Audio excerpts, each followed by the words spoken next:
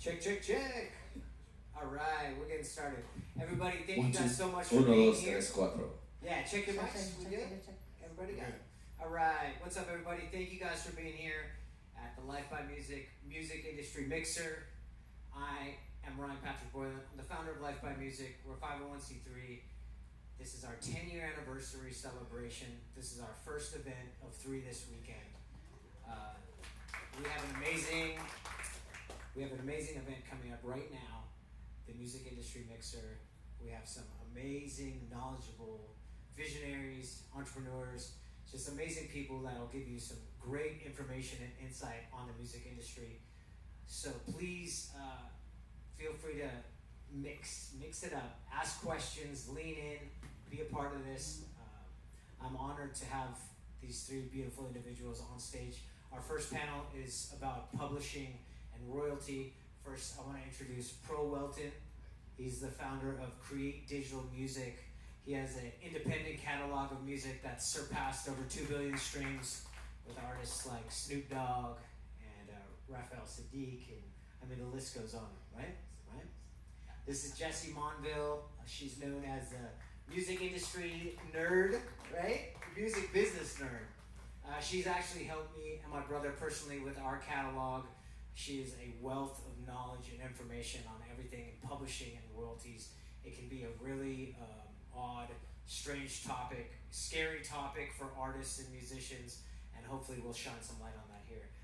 Last but not least, we have George Pahone, an amazing gentleman who's been through a lot in the music industry, from being the guitarist for the Black Eyed Peas and creating Cairo Knife Fight.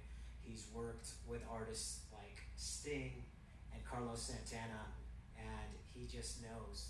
Sometimes you just got to go through it to really know. So everybody, please give it up for our panelists for publishing royalties.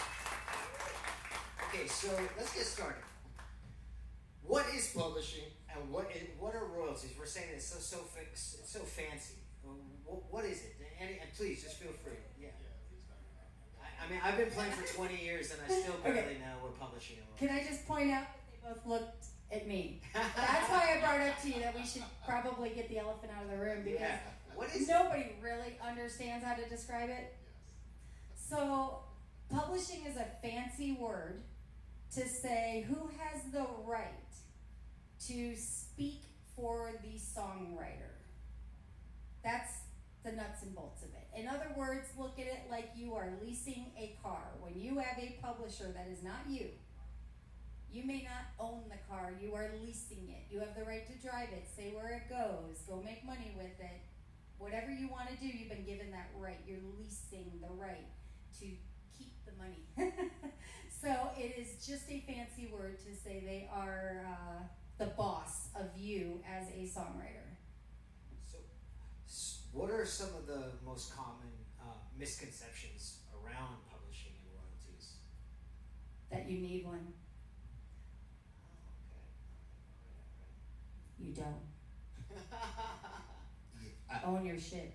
That I would agree with that for sure, 1000%. And then also to couple with that is it doesn't take effort. Like, that's a misconception that it's kind of an automated thing, and you register a song here, you're good to go, right? It is not that simple. There's so many layers. So I think people simplify it, but it's really complicated, which is why certain entities make a ton of money and certain indie artists and artists don't, right? So that's the gap. Just want to add that, does everybody here know what a PRO is? If you don't, could you just raise your hand so I can, okay. So basically, it's where you are telling this government-approved company that I wrote a song, here's what it's called, here's who wrote it. It's a paper, it's where you need to start, just to lay the foundation for the music industry that this is who wrote this, made it, and who it belongs to, basically. It's like a fingerprint for your song. Great way to put it, yes. And they're going to tell you, and they are not wrong, if you call after this panel or reach out, they're going to say, well, you don't need to open the publishing account with us because it will default to you, the songwriter, if you don't. They will tell you that. They're not wrong to tell you that, but what they aren't telling you is You are have to leaving. go get it.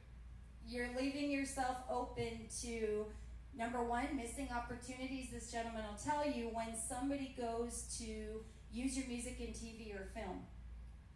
The first place they're going to look is in the PRO database. It's all public. You guys can go today, and it's BMI or ASCAP, doesn't matter, pick one. You can go and look at their public libraries, look up any of your favorite songs, and you're going to find a wealth of information. It's kind of cool. And see who really wrote your favorite song. And it wasn't maybe Prince, you know, you're going to see cool stuff. They're going to look there, and they're going to look for who is the publisher and what's their contact information. If they don't see it, they don't have time to give a crap how to find you. They're going to move right on to number 2, number 3, number 800 they have sitting there ready to go for that film. They don't have time to find you. So it is crucial, if for no other reason, to make sure that you have designated yourself as a publishing account for yourself with some sort of email or phone number to someone if someone does want your stuff. And the other part to that, just keep in mind too, is it shows that you understand the business enough to have done that much, to have it listed there and not be blank. Leaving it blank can't scream amateur enough. So there's a lot more reasons, but Yeah. No, oh, go ahead. No, please go No, ahead. no, I was just gonna piggyback and say, no, it's so important to be self-published if you're not in a situation with a publisher. So you as a writer, composer, and as a publisher with ASCAP, BMI, CSAC, whoever you choose to be across the globe, right? It's important because, as she said, whether you're going with more of a not DIY distributor like us or sync licensing, all these things is so much cleaner and easier. As she said, when we go to verify, and we don't have to move on, because I can tell you definitely with sync licensing, look, we're not the shot callers, right? But we work with shot callers, and she is not exaggerating about their attitude. In seconds, they will go, oh, so you need to confirm who the publisher is? Okay, we'll call you back. Click. It moved on to the next 3, 4, 5, 10 creators or songs. So it's important to have that stuff in order for these processes, because you might miss an opportunity, right? Yeah, that actually leads right into, you know, asking as young artists, what is like the most important thing that a young artist should immediately do to protect their music, their likeness, and their intellectual properties? I know we have some amazing young artists, and Lay Palms is in here today, new band. You know, we have Bobby Gibson here. We've got a lot of artists with songs in their catalogs. What do we do? You know, what should we do immediately? I love that question, but I'm curious if I can put our friend on the spot here and say, as a veteran of the business and an artist, can you say with hindsight what you wish you would have known in that regard? Well, it's still, now that's a very difficult question to answer because it's the Wild Wild West of music right now.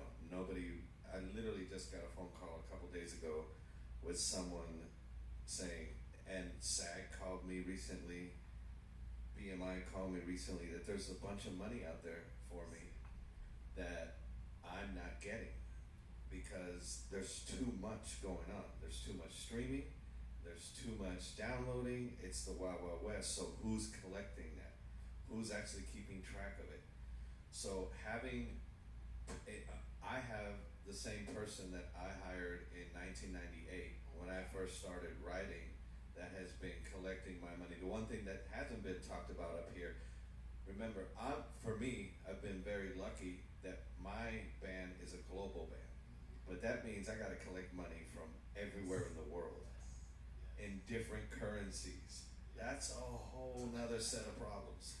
So you have to have a deal with every country, bringing in money that you're doing exchange rates, and so someone's in charge of that. And so my publishing attorney has been doing that since '98, that does deals every year, because like, just perfect example, BMI, what I mean by the Wild Wild West, BMI just got bought. They've been inherited by another company that I don't know who it is. And so now to do publishing with them is very difficult. There's no longer the point of contact is no longer there. Now it's a completely different ballgame. You have to start from scratch, meeting that person that you're gonna talk to, that you're going to.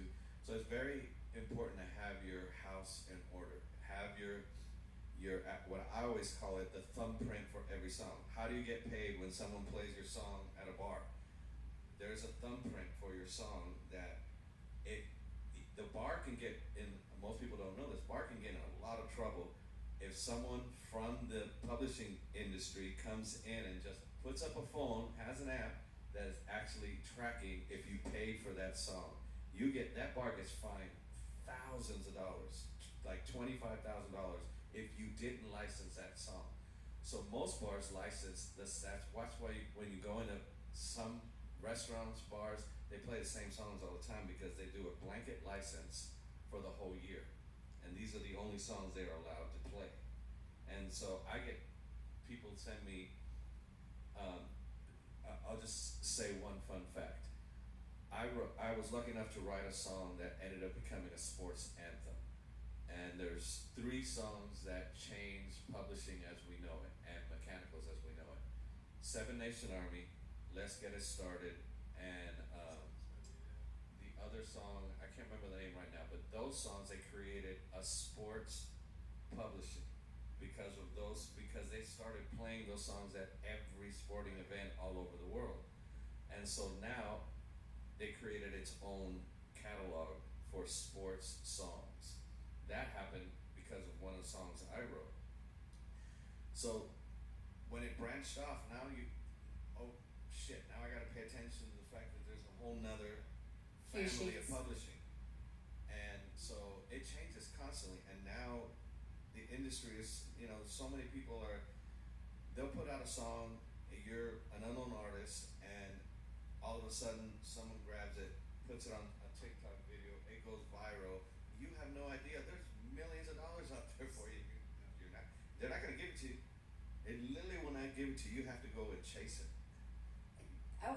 I'm going to start there. There's 3 things you said that I hope you guys remind me, because you know me, I'm just going to, Ryan, help me here. Everything he said, I got something to add in a good way. So, on the millions of dollars out there, that was your last thing you said, right? Like, understand this business, I don't have to love it. Clearly, I am on the side of the artist. I don't hide that. The majors know my name. I jokingly, every time I have to call and have a little fight, say, I know the dartboard has my picture on it, but can we just fix this? And I mean, we just know. We talked about this. You're either with the labels or you're with the artist. And we sacrifice the financial freedom and being able to live with anything above poverty level in order to be with the artist.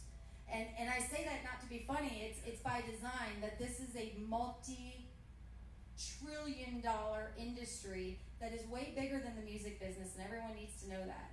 That I don't beat up on the system, and I'm not here to put it down. It is one of the most brilliant business models I've ever seen in my life, and if we all take a second to look at it, it is.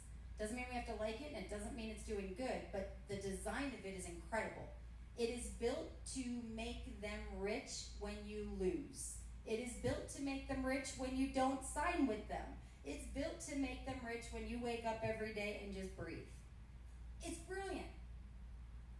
You have to know how to get your money.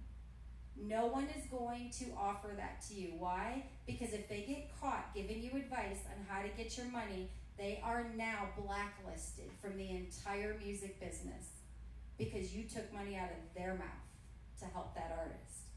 So people like us are typically underground, word of mouth. He met someone on a tour that's like, man, call Jess. She found me some money. Ryan whispering to him, call this girl. And they know not to speak loudly because I will be shut down and they'll change everything where I can't get you your money. So I can add to that. It's actually uncomfortable. Like, my wife was cutting hair of someone and they just brought up one of my songs and it's like, oh, my husband wrote that. Oh, really? He should talk to my friend. That led to a conversation where that guy calls me and he's like, hey, I did a deep dive on you. You know, you have hundreds and hundreds of thousands of dollars that you have out there. And I'm like, that means I gotta call my publishing attorney and get on her. That's an uncomfortable conversation. To that point, this is another, you were saying, like, what are the things in the business? Ryan went through this with me. Yeah. You guys, once you've toured the globe, you think that's the best person to call? Absolutely not, and I'll tell you why. You're saying it without knowing you're saying it. It is your publishing attorney. The lion's share of your royalties aren't sitting there. They are outside the publishing in other places. So unless you just stumble into meeting somebody that, for whatever reason, took their spectrum abilities and decided to be an expert in royalties, there's not many of us. Most of them are going to know publishing really well, or maybe one other, I mean really publishing. Like really, that's the only thing they can answer. They don't take the time to learn all these other royalty streams, and that's buckets of money just sitting out there. I could probably fix his stuff in, I hate to say this, but probably 2 hours. His money be on his way to him. But how do you know if you don't know who to call? Like Ryan, when I first looked at, I think I can safely use your band as an example. Yeah. The second I looked up otherwise in the 4 different main royalty areas, first off, I hate your Sony deal. Sony deal. Yeah, me too. Wish I knew you then. But I'll give them credit for one thing. They put you in front of a lot of people. They put Otherwise on tours that were great. I'll give them that. The rest of it's garbage. But even in spite of the fact that you guys signed away your rights to just about everything, there was still money out there. But they wouldn't know, because let me tell you something about publishing. This you'll understand better than most of the people in this room. This will all make more sense when you guys have time to deep dive after this panel. But when you sign a publishing deal, you're going to hear terms like 50-50 a lot. So what this means is, say Pro is the publisher, and he says, hey, Jess, I want to make a publishing deal with you, and it's going to be 50-50. That means he wants to keep 50% of whatever revenue comes in. I'm going to get 50% of whatever revenue comes in, okay? Pretty standard. He gets to drive the bus, though. I don't have a voice in anything. I'm along for the ride at this point. He's the boss. So this is what nobody's going to tell you. I'm going to make you cry. The publishers by design will not spend the time, their resources, or their accounting department's resources to collect your money. They're going to go in the system and they're going to go, hey George, we have a 50-50 deal, right? Cool. I'm going in the MLC where your mechanicals live, and I'm going to collect my 50%. And if you figure out that you need to go get your 50%, good on you, but I could give a crap. That's your responsibility, because here's one thing artists do not know, is that the law had to make a decision on who is ultimately responsible for their songs being registered correctly in the right places and the information that it has. Ultimately, who is responsible for me as a writer that everything is correct? When you're these levels, they had lawyers, they had managers, tour managers, managers for the managers, handlers, PA. I mean, these guys had more people saying they're there for them and doing their crap than you'll ever dream. And guess whose job it is to make sure it's done? Yours. And they know it, your team knows it, and guess who's not going to do diddly squat to help you? Any one of those people you're making rich, living off you, because they know it's not their responsibility. Why would they do extra work? Doesn't matter to them. The elephant in the room is, hopefully someone in this room is thinking this, why wouldn't my manager care when they're supposed to get commission on the money coming in? Right? It's extremely difficult to do, and nobody wants to do it for you. I'll tell you, that's actually, I don't believe the answer. You know what I think it is? Because after your career, that person needs a job still. Our job, I started in management. That's how I asked too many questions and ended up specializing where I did. I was like, where's the money? Don't want to poke the bear. Because when your career's done, who's going to hire the manager that went up against the majors and took money out of their mouth and favored their client? They'll never work a day again in this business. And I did want to add to the minimal part of the question. It is, but it's important. So regardless of the knowledge level, metadata. So when George mentioned the fingerprint, Explain right? what that is, please. Yeah, what is metadata? information, publishing, songwriters, composers, credits, engineer, studio it was recorded at, the person that played the bass line, the person that did additional vocals, everything top to bottom that travels with that song. That is the most important habit, regardless if you have representation or not. Because to get representation, to come into these situations, you might walk into a deal that you didn't know was in front of you. If you have that with your compositions, you are so ahead of the game. Because again, when you have to go, oh, I worked with this producer when I used to live in Indiana and we're not really cool anymore. Let me see if I can get the information from him. See, as soon as you start that conversation, I'm off doing something else, right? And all these entities are as well, right? And you need that to register songs correctly on all MLC, Sound Exchange, ASCAP, BMI, all these different, they require different You'll need it information forever. from the metadata. So if you house that, if you manage your catalog to the best of your ability, right, there's plenty of platforms. I won't promote one over the other, but there's plenty, right?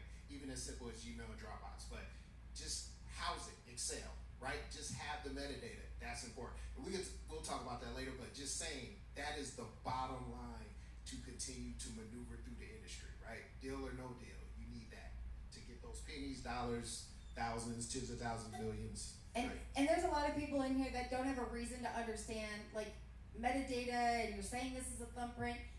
Let me back it up. Is technology, I couldn't do it if my life depended on it, but just trust me when I say technology has reached a point where these amazing producers, and including Ryan, know how to take that metadata, fancy word for saying all your important information, and they embed the audio. So what they now do with technology breaks my brain. I'm in my 50s. This is not okay in my brain. I can't figure it out. But they take all that information and they feed it into your actual song. So that any time that bar that he brought up is playing it, you don't have to wait for an auditor. The metadata is built into the track, and it will tell the computers this song was just streamed in Alex's bar Tuesday. And it's the most insane thing, but all this is only good if you know how to keep your accounts correct so that you're paid on it.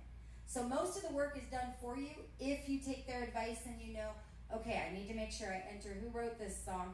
And they're going to ask, well, what is that songwriter's account number? They're going to ask you for, good news is the same information every time. It rarely changes. So once you just get comfortable after a couple songs, it will not feel scary, it will not feel overwhelming. It becomes just another Tuesday. You're probably working with the same people over and over. You're going to memorize half this stuff. So let's do like a real-time case study. For instance, again, Light Palms is here. Sean and Seth, they'll be doing a showcase during the second break.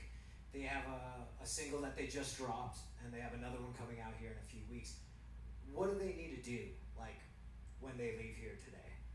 To protect these songs, these new releases, they want to take their songs and do the whole thing, you know? What do we do? Sean and Seth. Sean and Seth, Yeah. are you both registered with a PRO? BMI, BMI, ASCAP. ASCAP, anything like that. You both have a separate account in your name, correct? And then do you have a publishing, and that's the first thing you put on your list. Your songs that you have either put out in the universe or not, have you uploaded all the information for every one of them into your BMI? Okay, so what you will want to make note of, I'm hinting for you to get your phone out and type this. What you will want to make note of is you want to go back into your BMI account and make sure that every one of those songs actually has an ISWC number in your registration. You will know when you see it. You'll know when you open it. Or else it won't count.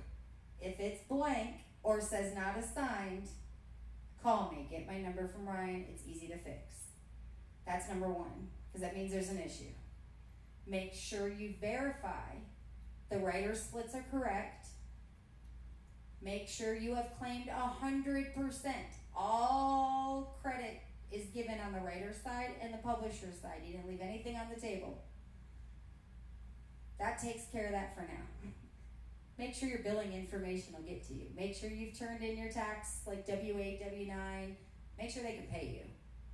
I see that way too often. I think we had to update yours, in fact, I think, right? I think actually I messaged, you got money, it's sitting on hold for you and your brother because they don't have an updated W-8 or W-9 or whatever. So they're holding his money. So Could you say, Jesse, that, you know, to the credit, and it's odd for me to, you know, give the labels and the managers the benefit of the doubt, but do some of these managers, do they even know about this? They have no clue. So it's Nor not do they care. necessarily that, you know, some of them are keeping this from us. It's that they're just not hip to actually how the process goes, this wild, wild west. That's someone else's job.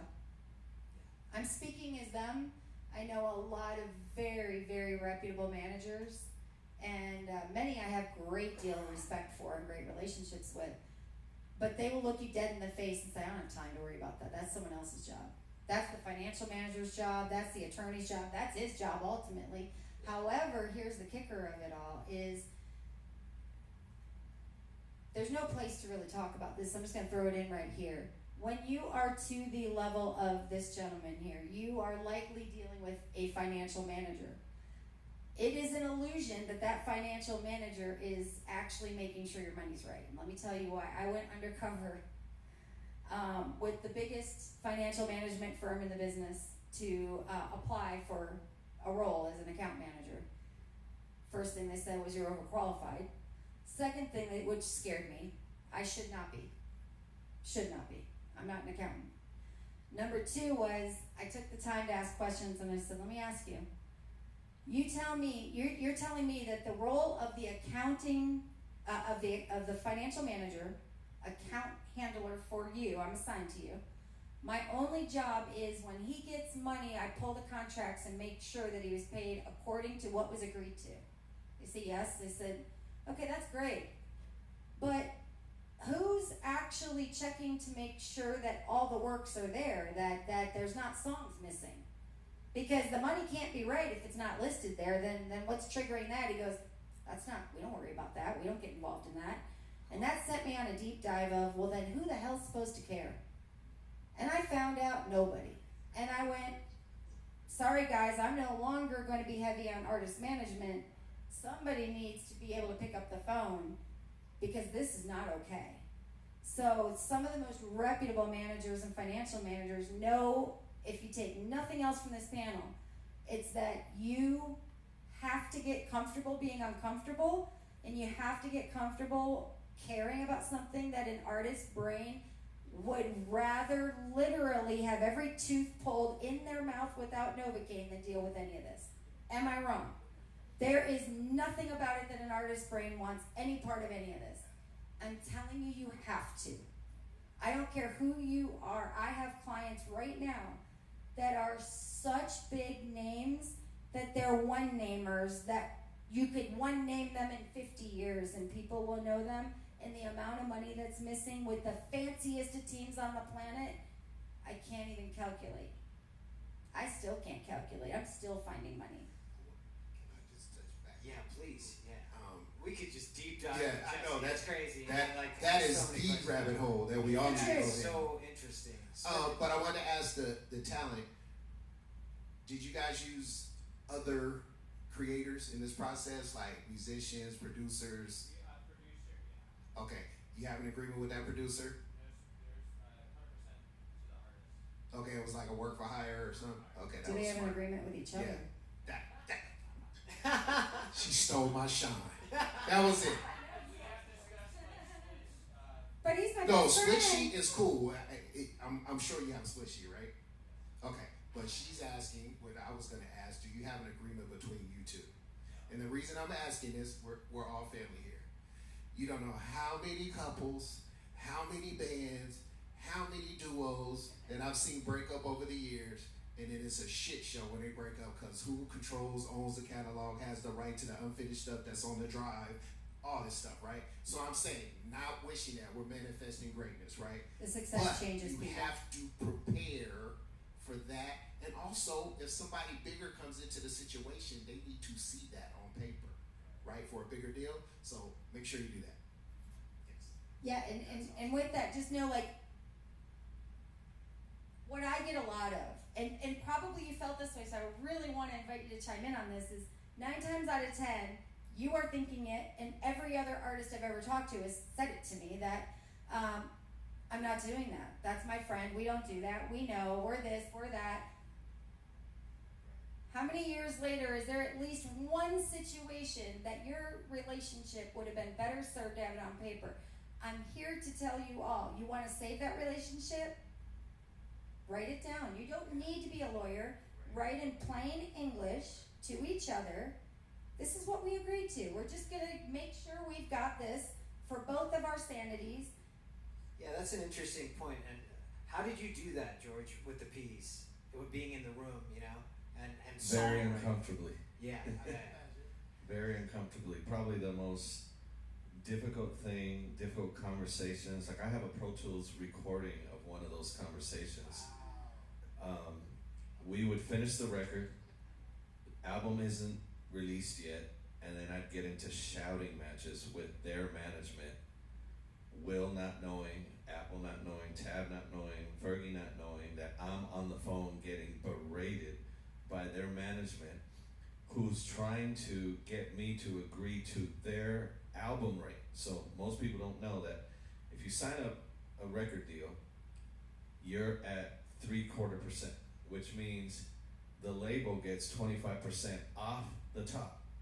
So the management's trying to tell me I'm making more money than his artist because I'm not signed, so I'm at 100%. So these conversations turn into shouting matches and fuck you and you asshole, and I literally had to call Will on three-way at the time and put him into the conversation for him to say, whatever he wants, he gets. We don't have this song without him. So stop this conversation. But they tried to take that from me. They tried to take that 25% and get me to sign, and it was dirty. We would play Dick Clark's Rockin' New Year's Eve, and to play that on TV, you have to sign a release form. And in that release form, they would stick in the contract.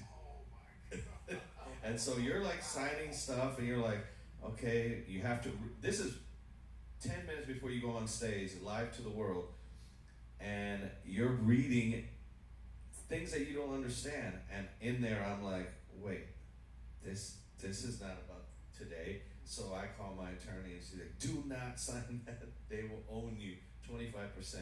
And it would happen constantly. Nick.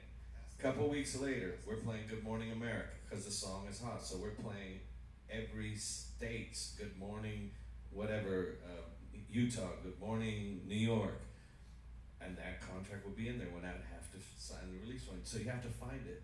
And they were trying to catch me making the mistake of They signing. just needed one signature, one time. One signature, one time, and then they own that 25%.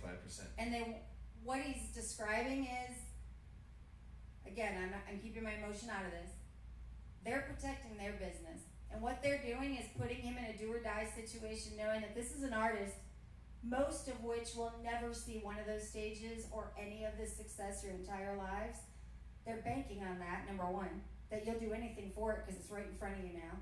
And they're also sliding it. What he's really not describing is, I guarantee you, it's within 1 hour of that, I'll say curtain. 1 hour of live TV at the biggest performance they're ever going to do in their lives at the time. Is he going to sign or not sign? Because what they're telling him, tapping their foot at him with a very expensive suit, you are making this entire band miss this opportunity. You're going to cost them everything. If you don't sign this right now, we're pulling the plug. There's no performance, and this entire band is going to suffer because of you. Sign it. That's what they're whispering to him. It's happened to me. I sold my publishing. I kept my mechanicals, but I sold my publishing, and so the company that bought it, we were about to do Let's Get It Started for Good Morning America, and they couldn't get that company on the phone. So it was down to the last 30 seconds. They were going to scrub the performance. It's very real. And I'm being yelled at. I'm like, you asshole. Like, we're going to lose this opportunity because you You're the sold. problem. I'm the problem. Yeah. Because they can't get this person on the phone. And 15 seconds before we went live, they finally person to say, yeah, I agree. Wow. It's crazy, and I know we're short on time, so I didn't want to not bring up that it's important to understand who owns what. Now, know this. Most people in this room right now are not needing to know this yet, but it's important to act as if, number one. Act as if, do your stuff right. We're not done with your conversation. We'll get there. We got plenty of time to talk and grab you. Don't be shy. Ask this gentleman. I'll help everybody in this room if it takes me a month, including you, because I know I want to get your money. I'm tasting it. That's why I'm getting like antsy. Ryan knows I'm like a dog with a bone about making it right for people. There's so much out there. I live for this because I like making things right. But anyway, know that when he says selling is publishing, right? It was hard not to make a vomit face for me because 9 times out of 10, it's the worst idea you could do. There is a time and a place when it is appropriate. Probably that wasn't it. I'm a betting girl. But here's what nobody's going to tell you. Your entire career, if we take nothing else, but when we say what is publishing, let me tell you what the machine is designed for, and he's about to get sick to his stomach when I describe this. Your whole career is designed that your music value stays as low as possible. Anybody here ever buy stocks, play with stock exchange at all? Your music is a stock. The business is designed that way. So he has spent his entire career, and so is Ryan and his brother, with a team that says they're on their side. But that team, by design, made sure that the money value of each song stayed as low as possible their entire career. And everyone says, why does that make sense? They're supposed to get this profit, right? Don't they want to get rich? Oh, they play the long game. They know where the real money is, because watch what they're going to do. You're feeding them for 20, 30, 40 years of your career, and you think that your song made what it was supposed to make. Well, 20 years later, when that 20-year deal they just hosed you on expires, they put a big fat number in front of this gentleman's face that probably said something to the tune of, hey, for 40 point this million dollars today, sign this piece of paper and that money's yours. Guess what they didn't tell them? We made sure your songs are garbage value, and 2 seconds later they have a Jess in-house that's going to go in and in 2 hours make all these corrections, and they're going to go, and not only are they going to get all the money that you should have been getting in the first place, but they're allowed to get the last 3 years of your money before you ever sign that deal, because there's a little clause in the publishing agreement that says before you sign this, make sure that you have checked your catalog for errors and correct them before you sign it, because if you don't, we get to keep it. So now you just made them rich because they know how to make your money double the second you sign. They also get to make all your royalties you missed for the last 3 years. We're not going to talk about the government grant they get the second you sign it on top of that. And there's a clause in there that's called clawback that told this gentleman that he probably didn't know at the time, oh, that's great, that $40 million, you also signed that you're going to give us the last year of your royalties you earned on this catalog, and we get to keep that. Why? What is it? Because we said so. They actually will look you dead in the face. The publisher, I have a whistleblower. I confronted him about it. Happened to a client of mine recently. Let's just say it pertains to Guns N' Roses. And I had a lot of opinion about this, as you can imagine. And I looked at the publisher, I said, tell me right now, after 40 years in the business, you broke some of the biggest bands to ever live. Why the F is there a clawback when you are making mountains of money with this other shady shit you guys are doing? Sorry. Why is there a clawback, and justify it? He looked at me, they call it a clawback. That means, fancy word for when he signed, they get to keep 1 year, every penny that he's earned in royalties, they get to take it from him, the past year of royalties he earned, on top of everything. That's your prize. Now, I said, justify it for me. Why are you guys putting that in the deal? What is it? Make it make sense. He goes, because they owe it to us for even offering them a publishing purchase anyway. That's what they think of you. So when you don't want to work on your registrations, when the last thing you want to do is learn from a nerd like us, or his mistakes, or anything, force yourself. Because these are real stories, these are real lives, real careers, and their children, your children. Everybody depends on this. If you don't know, there's no one there to tell you, I promise you. I promise. Ryan did not have one conversation with one person his entire touring the globe. Not one person ever walked up to them and said, "Hey man, let me make sure you're getting your money." Not one manager, nobody. So true. But I want to jump to the point. I loved your sentiment that we're manifesting, and it's hard to hear about this stuff in the industry. It makes you not want to be in the industry. It makes you not want to write a song. But I just want to reiterate that You there's should still do the opposite, Ryan. there's a lot This of hope. is power. Yeah, there's a You lot. now are on level with these majors. Yeah, this is an amazing time for the young artists, the manifestors in this room that can write that hit song. It's still there. So if we could tap into, there's still money to be made for the writers in this room and the artists that want to make something of their careers and their songs and the voices and the art they have inside themselves. There's still opportunity, right? There's still streaming. Just quickly, I'd like to tap into social media and TikTok and all these platforms. There's still ways to make money with your music on these platforms, right? Yeah, so that's As a new artist. it's part of the foundation of what we do as a company. But here's the disclaimer: typically, for social media platforms, unless anyone in the room can raise their hand and dispute this, you haven't seen a royalty from Instagram/Facebook, same company, TikTok, Have you, George? Snapchat. No. Right. Let me hit you to the one I keep in my pocket for you. You can make a lot of money on TikTok. We have across catalog over 2 billion monetized views on TikTok. Here's the difference. Again, what Jesse says about they're not really going to volunteer this information to you. They're not. There's 2 catalogs on TikTok, and they can be identical. They can have the same songs, right? The first one is the General Music Library, and you might want to take note. It's called the GML, General Music Library. It's the first time I'm hearing. So whether you're going DIY through TuneCore, DistroKid, you're going through a company like us who's powered by Virgin Music Universal, whoever, right? Your music's there. When you get distribution, it's going to be there. So you see it on TikTok, you use it to promote your music. That's a great tool. We want the money though, right? Where the money is the CML. It's called the Commercial Music Library. The reason this library is important is because all the influencers pull their music for their posts from the CML. It is monetized. That's where the money's at. The music is in their dashboard as an influencer on the platform. This is how you get paid. Now, does everyone have access to the CML? No. It would be companies like mine. It would be companies. There's other companies that have this option for you, but you just need to be clear you're aiming for the CML when you talk to them. That's where the money's at. So when you hear people go, TikTok, yeah, I don't really spend time on, there's no money. Oh, but there is, but it's not advertised, right? Rightfully so.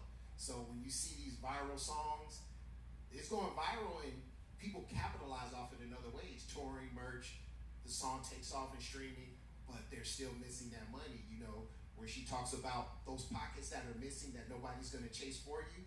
That is one of those pockets. And it's a pocket that in the middle of the night, I wake up and go, let me make sure that pocket's there, right? Like I'm like that on there. So just saying, if I could leave you with that, there are those type of pockets that you have control over when you're choosing a distributor, when you're using DIY, any of that. Just look for these things because they're there. It's not going to be something that's advertised. I want to add to that, speaking of manifesting and empowering, I know this stuff sucks to hear. Trust me, I live it. I have to actually tell people when their best friend knew the system enough to cut them out of 40 years of royalties. Or when I caught their, fearless leader front person of 40 years secretly knowing the system better and secretly funneling the money their direction. I've had to make some of the hardest calls in my life that affect me. But it's powerful to be where you guys are right now and know this today and not be sitting here probably hearing some things for the first time after how long in the business. You're in a powerful position, and here's what I want to encourage on what you said is, everybody in this room, you don't need a hit song to take a meeting or to give yourself, you need to have confidence that it doesn't matter that you weren't on Billboard. any one of your songs. Make meetings happen. Call people, call pros. Say, can I please have a meeting with you on what it would be like to be signed to you? What do you do? Help me understand. What do you do, and why would I need you? Call everybody you can find. Take the meetings. They will give them to you. Learn from them. Ask questions. Don't feel silly. I'm not sitting here with these things in my brain because I didn't ask questions. It was because I called these companies and said, my name is Jessie and I'm a manager who I don't think I know what I'm doing. I don't understand what you do. I just know you pay stuff. That's how I talked. And you know what? They would spend 4 hours on the phone with me and teach me. You guys all have the power to do that. Don't feel like you need to be something other than what you are to take any one of these meetings. Someone's going to love what you do and invest in you, and if nothing else, you'll learn. And they might say, hey, work on these couple things and then call me when you take care of them or when you get there. Yeah. All of you have the power, and don't feel like you're not good enough. So There's no such thing. Yeah, I love that. Are publishing deals still important in this day and age, or can They're we the just get only it done? thing that matters. Like independent publishing is, That has changed so much. yeah, Like there's like EMI doesn't exist no more. That's who signed me yeah. a long time ago. That doesn't exist no more. Now there's these corporations that are coming in and buying catalogs, straight catalogs, paying you way more than for your song.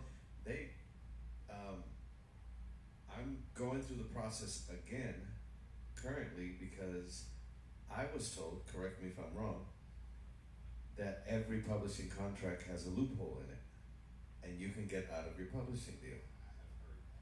More than one loophole. Yeah, and so Yeah, now check- there's tell people me. out there that actively want to do this for you, and it just happened to my partner in the P's, where they found that loophole, got him out of the publishing deal, and resold it. Wow. Resold it. So there's so much changing. Publishing companies have disappeared, and now these new investment companies are coming in and buying catalogs.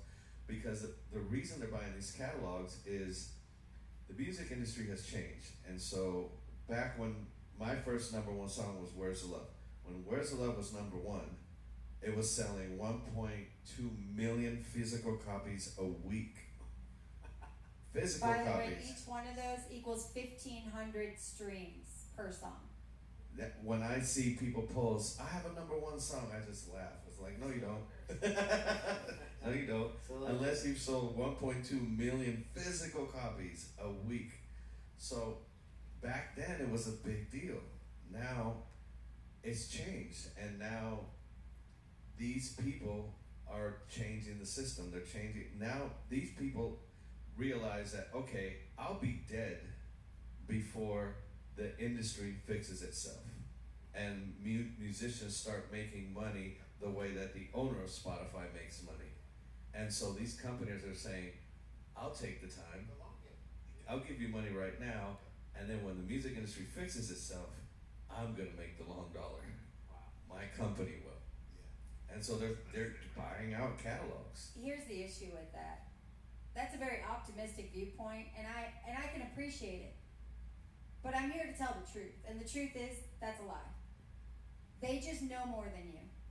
And they will look at you and they will say, we're going to take this risk because we see that it just needs time to cook, and you don't want to hold your publishing, because if you keep the rights to that, like, it's definitely not really worth anything, and we're offering you more money than you'll ever make on it owning it yourself. So you know what happens when I turn around and I get luckily to know somebody who brings me in that room for these conversations, and I look at that person across the table and go, then why the hell do you want it? If it's worth so little, why are you fighting so bad for it? And they could never give an answer because they already know it's stacked in their favor. So just know you always have the power. You will lose 100% of it if you sign it away. There was a time, I'm not against pub deals. Let me be clear. Everything I say makes it seem like I am. I'm not. I'm about being strategic with them. I'm about making sure all your mistakes are cleaned up before you ever even look at an offer. I'm about reading every term and making sure, what are you giving up? Because when you sign that piece of paper, it's like you never existed. It's gone forever. And just Kinda. in my space, I'm partial because pub deals are in my way. Record label deals are in my way, pub deals are in my way.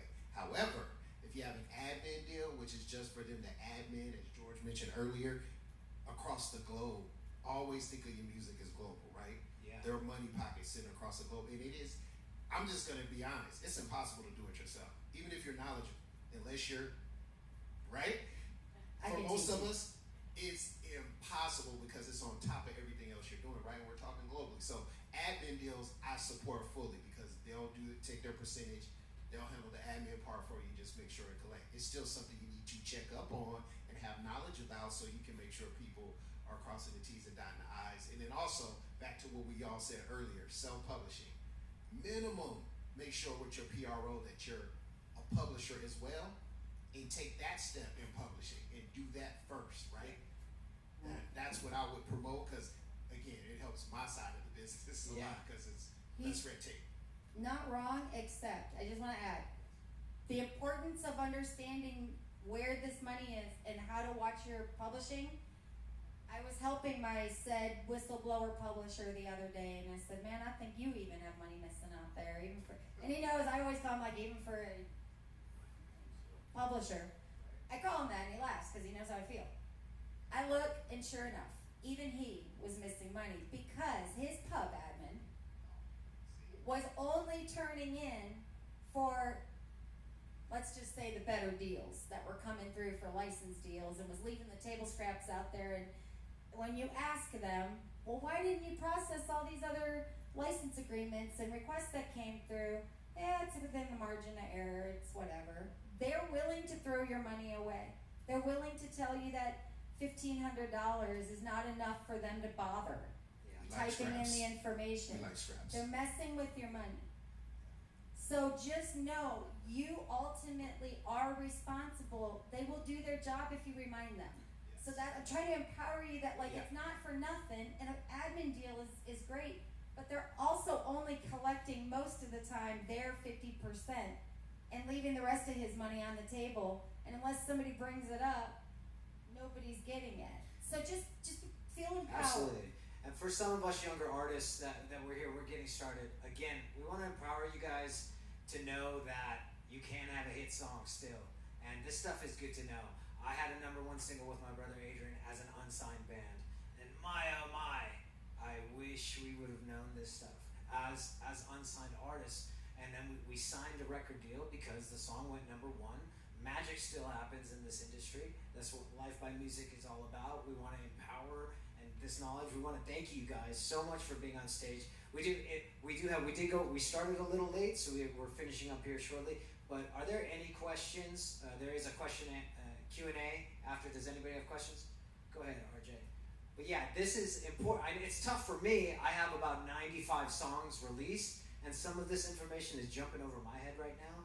But it's really important to drill this in because, like Jess is saying, and Pro is saying, George is saying, there's still a lot of opportunity to understand these things now and to just it's like trigonometry. Like you just start learning it a little bit, and before you know it, it'll make sense. I mean, I'm in this with you guys too.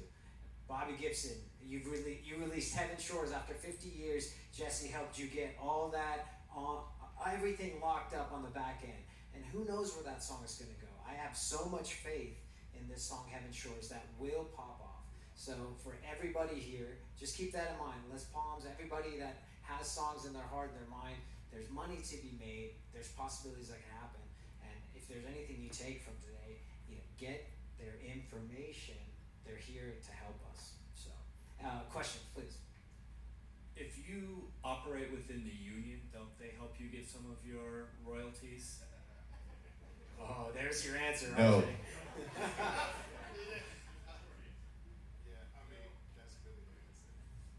I have some friends that did like orchestral work and things like that, and they still receive their Whole different royalties area. from working a regular gig. Different category. Let me tell you, No, you got more than that to me. anything instrumental, call it orchestral, but it is going to operate very differently than almost every word we've said sitting here. I I'm just gonna say, unless somebody in here is trying to make a living doing that right now, let's put a pin in that for the next panel, because it is even difficult for me at times. The level of complication with the classical / orchestral is incredible. It's very complicated for them, and I actually have a lot of empathy, because you wanna see who really doesn't know how it works? These poor people in these beautiful orchestras that are losing their jobs every day. They're getting hosed way more than all of us, and it's sad. Any other questions? I have one after anybody else. I have a little bit more to ask. Yeah, please. So my friend is like 79 now. He worked for years as a musician. Whenever he'd have regular gigs, because he was part of the musicians union, he gets kickback for that. You know, he encourages people to be part of the union because he continues to see money from the work he did, whether that was TV shows or anything that was regular, that was registered with the union. He gets money and royalties from. When you say union, is the AFM, or are you talking SEG? Yes, AFM. What's AFM? American Federation of Musicians. Got it. Yeah, so Should I'm and gonna- can we join I that? was gonna say, I'm gonna throw this That's a to you, whole- but I just wanna throw out there that there are some things about AFM separate from what you're asking that I'm a huge supporter of. It's a way to get insurance, it's a way to get help with passports, visas. Yeah, but it's There's- really hard to get insurance There's, through AFM, by the way. You have to actually perform a certain number of hours to actually qualify for that. So only classical people actually, because they're they're putting the hours in. So to ask, you just said, should you join? When you get to a certain level, you're forced. You can't play the union houses without joining the union. And the union exists in different states. So you have to, if you're playing New York, where most of the talk shows were at one point, Letterman, all the ones that were there, you couldn't play on that stage without being part of the AFM of New York. They wouldn't let you in the building, and you had to be part of SAG-AFTRA, so you were forced to join. And so, yeah, at some point, I was paying for every state, and including SAG-AFTRA, because, you know, when Where's the Love went to #1, we were doing 3 shows a day. So we would do Good Morning America of that city that we were performing in. We were opening up for Justin and Christina, and then we did our show at night. And so in order to perform in those TV stations, you had to be part of the union. so what he's really saying is, it depends, which every lawyer loves to use that word, but it truly does depend, meaning, in his case it made sense. I'm willing to bet, because if I looked at all the details and I was around during that time, I'd be like, bite the bullet. Because the opportunities they got from those opportunities made it worth that situation. But in someone else's, if you're just talking, maybe you're gonna have one appearance every 5 years or whatever, you just kinda have to look at, what are the circumstances, what am I getting out of it? Like, what could that possibly come from this? And the funny thing about your question, if you don't pay those dues, those checks disappear. And magically, when you pay the dues, all of a sudden you get a check in the mail. They will not send you those checks if you do Yeah. not. I was just gonna say, it's just a totally different revenue stream. I'm not familiar with it, but that's what it sounds like. So it's not performance royalties like from ASCAP, BMI, CSAC. It's a totally different pot, and especially because it's union and dues based, it's a pot. So it probably does look good. Like you said, if you're paying into it, you're getting a kick out, based on whatever percentage they. I want to give a quick summary that you touched on in the first answer you had, because we're short on time and there's so much to cover. Please take notes and write down, if nothing else, as a writer or performer, it's not every royalty, but it will get you most of the way there. You need your PRO. It goes without saying you need these correct. But you need your PRO, you need your MLC, which is the Mechanical Licensing Collective, and you need Sound Exchange. Anybody telling you need anything else, like a certain company name that sounds like Sound Exchange, the answer is no, you don't. They're lying to you. These 3 you must have. You need a few others to touch on his point is every one of these companies are going to tell you, except MLC, they admit that they're just US, but like your PROs are going to look you dead in the face and say, you may only register with one PRO. We collect globally and you cannot register with anyone else. The fact remains, I got them to finally admit it in writing, there are territories for political reasons in this world that the US just isn't playing ball with, and you must register separately with. It's free, but if you don't know, you don't know. And it took me just being confrontational and calling and going, look, I know there's territories out there that you don't have an agreement with. How do I get that money if I can't go register? And they finally admitted, well, you need to. We just don't volunteer that. So it's just kind of knowing and understanding. But those three, you get those three companies going, you'll be 80% ahead. Here's one Say that those most three people- again. Here's Say them again. The Yeah, three. but, Your PRO, which dealer's choice. We all have opinions on who's. What does okay. PRO stand for? Performance Rights Organization. Examples of them, there's a long list. Examples include ASCAP and BMI probably are the most popular. CSAC you need an invitation to be with. GMR, PRS. So they all do the same thing by definition, but you need to pick one that you'll work with forever and ever, amen. Is it okay to just say get ASCAP or BMI? To say what? Is it okay just to say make sure you have ASCAP or BMI, or am I just jumping the gun on that? Like, you need one. yeah, I'm gonna go with her answer. Typically, Typically. how about that? Okay. Typically, Yep. those two. Typically those two. Yep. Oh, keep you them- mean like between the two? Yeah, They're the or most. just to suggest them to the young writers. I'll tell you why I'll put my name out there on this one because I see you dancing. He's got to make people happier more than I do. The truth is, I would choose between ASCAP and BMI from where most of the people in this room are sitting because the other PROs get a little more nuanced where they may need Ryan or George to come to the table and have a conversation. They're going to be better served for somebody that maybe is a veteran in the business with how they handle your account and what they offer. They're not doing anything different. They're not offering them something special, so to speak. But they're better suited for a catalog that comes with some experience. So I would say it's most common to choose between ASCAP or BMI now. Between the two of them, he's not wrong. BMI went and decided that they were going to be the first publicly traded performance rights organization in music history. This broke the internet, so to speak, for us.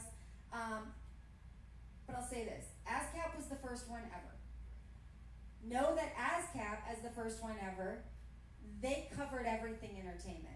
So they were inspired by the talkies. They're inspired by that famous train movie, The Long Train, by the initial entertainers of the business. But that meant the jazz dancer, the choreographer. ASCAP covered it all. BMI came around, I can't remember the number of years later now, and they said, we're going to focus exclusively on musicians. That was their purpose, was to narrow the focus to let's make you a priority. Do with that information what you will. I happen to get a little bit better representation, meaning I have a beeline to an executive that will answer day or night any question I have at BMI. I've been asking for 12 years for a rep at ASCAP and they won't give me one email. Good information. So Do with we that have, what you will. thankfully, we have Jesse Monville on our Business of Music panel coming up. So we have I sit and talk with this wonderful woman for hours and hours, and she never repeats herself. It's all new information. Make sure that you guys get her information. Pro and George, could you guys leave our audience with one bit of advice with publishing and royalties and just being an artist in this day and age? One piece of advice, if you could give it to all of us, please.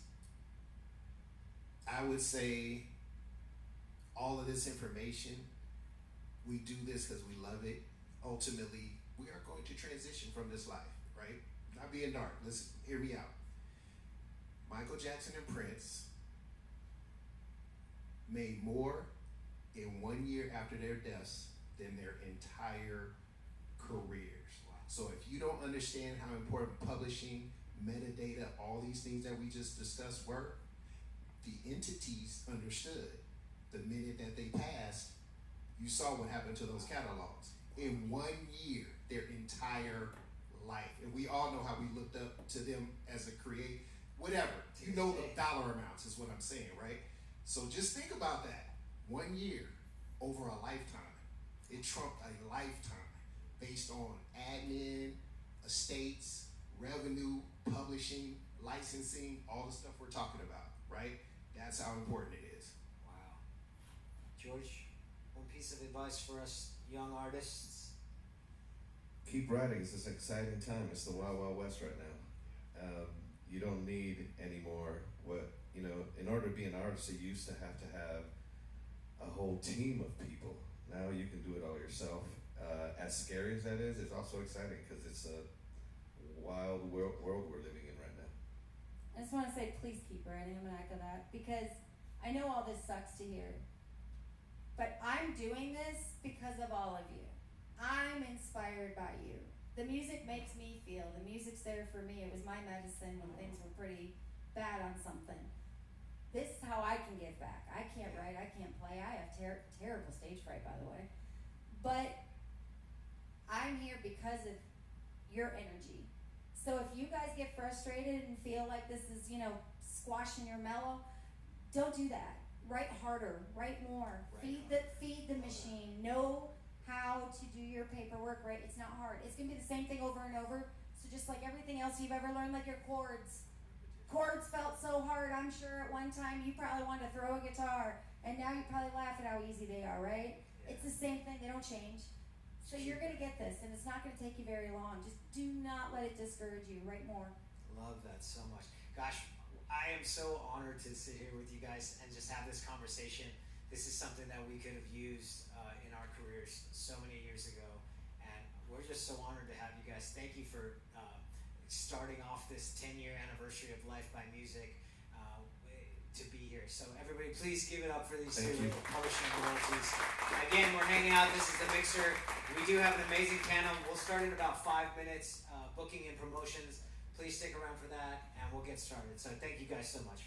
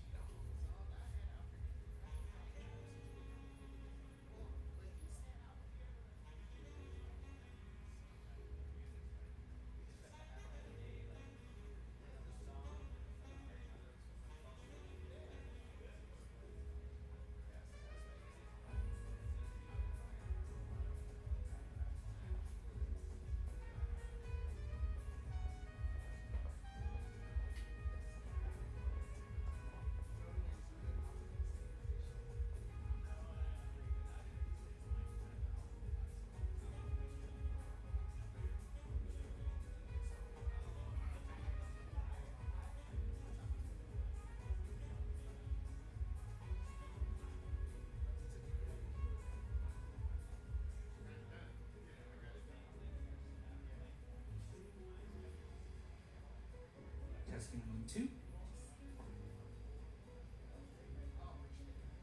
Testing 1, 2. 1, 2, testing. Testing 1, 2.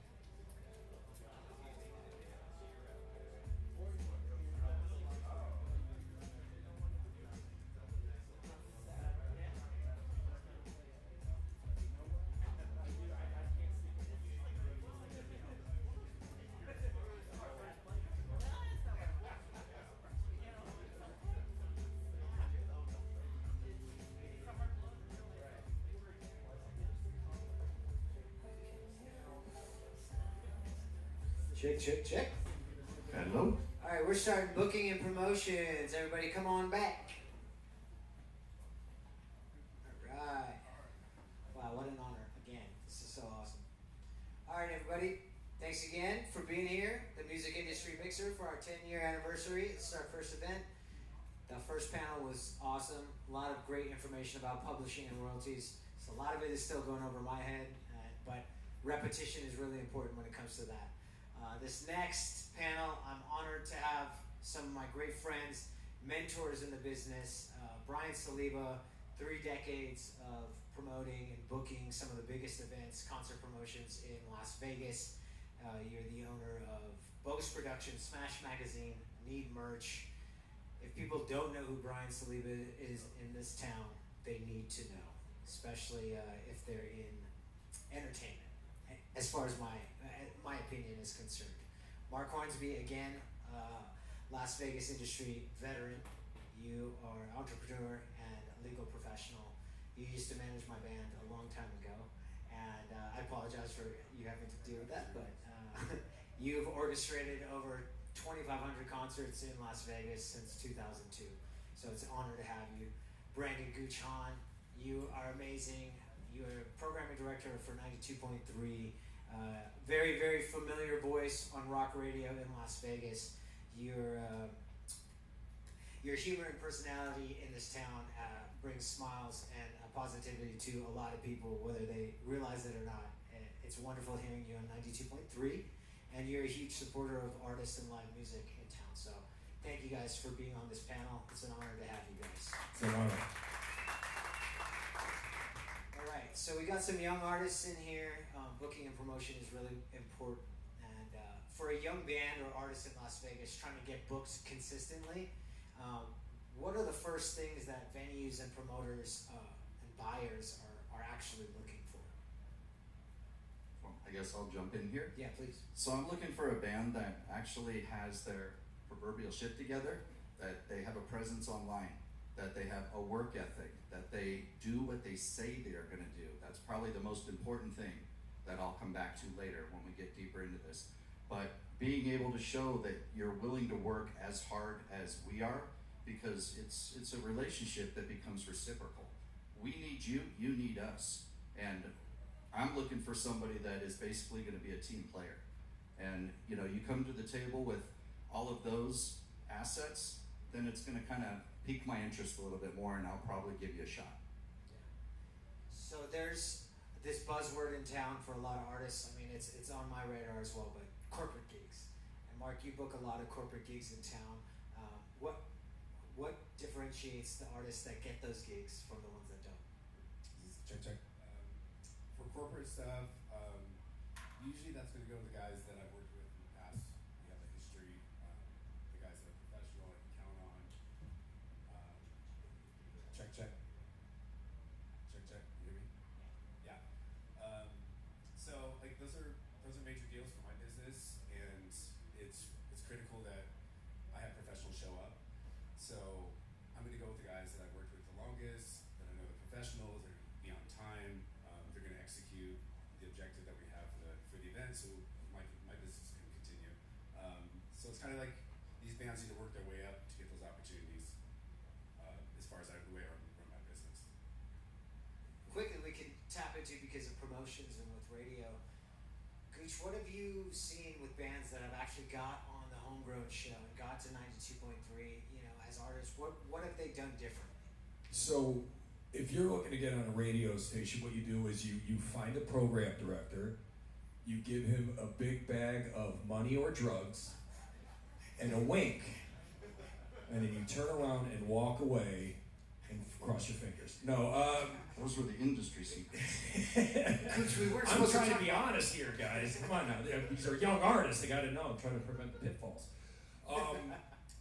No, what ends up happening is you know, you get on a label, and you just kind of want to be on a label's roster. That always helps with the radio station, because we can't be the middleman. I mean, we can't. It's very hard for us to just be direct, because then we're going to have hundreds of artists, and it's like, I don't know if you guys have ever spent time picking a movie on Netflix and you don't know what you're going to watch, but it takes you'll get stuck. So it's like that's why we like to have the labels introduce the bands to us. Yeah. So back to booking and artists. What separates artists from staying local and the artists that eventually break into regional and national? I really want to reiterate for the young artists in here, that mindset that it is possible to first off conquer this valley. It's possible, and to get outside this valley too. So what are some of those traits that you guys see in the artists you've worked with? I mean, you helped break some big bands that have come from this town. You've worked with every single one of them. So what did those artists have that you could say, oh, that's a common denominator with successful bands? Number one, the songs. You gotta have songs. You gotta have material to go out and play. You're gonna show up at a venue and play a 20-minute set. That's not gonna fly. You gotta have at least enough material for a 45 to a 60-minute set, and in some cases even 90 minutes. But try to make those relationships. You have the songs, you have the relationships. Conquer your hometown. Show that you can be a major player in your hometown first, then expand. Don't try to just say, hey, I'm gonna go on tour, but we've only played 2 shows in our career. You're putting the cart before the horse. You really have to homegrown, dial in, lock in on what your goal is here in the local market, and then let the other bands who are more established in other markets start calling you. Then you start gig trading. Then you'll go out to California, Arizona, Utah, stay regional and develop and cultivate that following. Once you have that, then you start expanding, but it takes time. It's not gonna happen overnight. But the songs are everything. Your social media presence is gonna be everything. Having everything organized and, just taking all the feedback from these panels today will give you a leg up if you actually take notes and go home and actually implement what you're hearing on stage is real life. How should young artists approach those opening slots for bigger bands when those bigger shows are in town? I book a lot of different venues. Mark and I have booked, numerous venues over the last umpteenth years. And I'm always looking for new talent. If I have a younger band, let's say I have a band like Oakwood coming back and doing a reunion show, which we'll be announcing next week, I'm gonna look for a new, younger, aggressive band that wants that exposure. Or I have otherwise playing a show and they say, hey, find some new bands. I'm gonna find somebody that's very like-minded, that fits their crowd well, but it's gonna be a little bit different, so it'll help complement the sound. And I'm gonna go to that band and say, I'm gonna give you this opportunity as long as I know you're gonna do what you say you're gonna do. If I give you this opportunity and you show up and nobody shows up to see you, how does that benefit you? That hurts you in the long run because you're playing to an empty room, you're playing with a headliner who's looking at you going, I thought these guys were one of the next up and coming bands. So take the opportunities you can fill. Don't make false promises because that'll hurt you more than it'll help you. So what makes a band easy to work with, and what's something that promoters, what do bands do that promoters never want to work with them again? What can we avoid, and what are things that you love to see in a band when working with them? What I avoid? Excuses. Simple as that. Just do what you say you're gonna do. If I say, I have a show, I have a slot, you need to sell 30 tickets. Do you think you can put 30 heads in the room? You say yes, that's what I expect. You show up, you don't do 30 tickets, you don't even do 5 tickets. There's 6 of you in the band and you can't even do 1 person per person, then that's a problem. I'm not gonna book you again because here I'm the one taking the risk. I'm the one putting up the money, renting the venue, I'm paying the headliner, I'm covering all the expenses, I'm giving you guys an opportunity, and what are you doing? Nothing. Why? Why am I working with you then? This is a business for me, this is how I make my living, and I want to give everybody in this room their opportunity, but I also need you to do what you say you're gonna do, and show me that you have value, because a lot of bands that I've worked with and kind of groomed in this town showed me that they had value, and I elevated them beyond their wildest dreams and connected them with some pretty big players, as Ryan kind of alluded to. And some of these bands are the biggest bands in the world now. And I was involved on every level from day one, and I catch these bands from, Imagine Dragons on their second live show ever, Escape the Fate on their second show ever. you know, and helping these guys, you know, just elevate, doing their label showcases when we were doing showcases with you back at Jillian's. Yeah. And, you know, so many other bands, and I'm willing to step up and help. Fortunately, I've been in the biz a while, I've managed bands, I produce festivals, I own venues, I do a lot of booking, and I get the industry and I can help with certain areas, but I know that there's people who know way more than me, and those are the people that I want to connect you guys with. But I'm not willing to do that because it's my reputation on the line. So it's got to be equal equity across the board. Yeah. Because you might be able to tap into this one a little bit too, because you've worked as a performer and a comedian, so you kind of understand. So for artists trying to build a fan base in Las Vegas specifically, what advice would you give them about networking and community and becoming part of the scene instead of just playing live shows? It really is crazy how just being out there is part of the job. So it's like just being around other performers, going to other performers' shows, supporting them, retweeting them. I mean, it's like, it's amazing how many performers almost feel like they don't want to share anybody else's art, you know, because if I do, then they're going to miss out on my art. And it's like, no, it's very good when you're around artists who spread other people's art. You know what I mean? Spread that herpes. Let it rip. You know what I mean? It's so true. Yeah. You know, and it's just making those connections, and it's like there is a long game element to it. You know, it's like I brought up getting on the labels and stuff, but there is a lot of work that goes into it. It is you should always, I always look at it like look at it like a full-time job. If this is what you want to do, if you want to jump into this and you want to make this happen, you got to look at it like a full-time job. Yes, going out there and networking is a full-time job. Not getting drunk till 4 o'clock talking about all the chances that you should have taken. Go out there, be seen, give them your card, and don't ever be afraid to say that I can be there for you. I can actually help out with you. You know what I mean? Putting in your time, letting everybody know that they can rely on you is so important. It's like, I know this is rock and roll. I know that the partying and it gets all the headlines, but that's also going to be the thing that holds you back. Make sure that you take it seriously. Treat it like a job. Yeah. And be generous with, you know, that's such a great point of, it doesn't take much to press the share button. It's so insane. It's like it goes such a long way. And believe me, those artists, it's like they see that you're sharing their stuff and they're happy. And then next thing you know, they're sharing your stuff. What a concept. Yeah, love that. So let's do a little case study and rewind back. Mark, you worked with my brother and I's band, Otherwise, for a really long time. And, you know, what was something that we laugh about a lot of the stuff now, the shoulda, coulda, wouldas we should have done, but you know, what did you kind of drill into us back then that still kind of stands today for bands that works? Yeah. Well, can you guys hear me? Sorry, Yeah, check. really. Well, we were trying to break from a garage band to something bigger, and had some young, crazy animals that I was dealing with. These guys in the band, I love you guys. But we're running a business essentially. It was important to put a strategy together and have some short-term, mid-term, long-term goals, and keep our eye on the prize.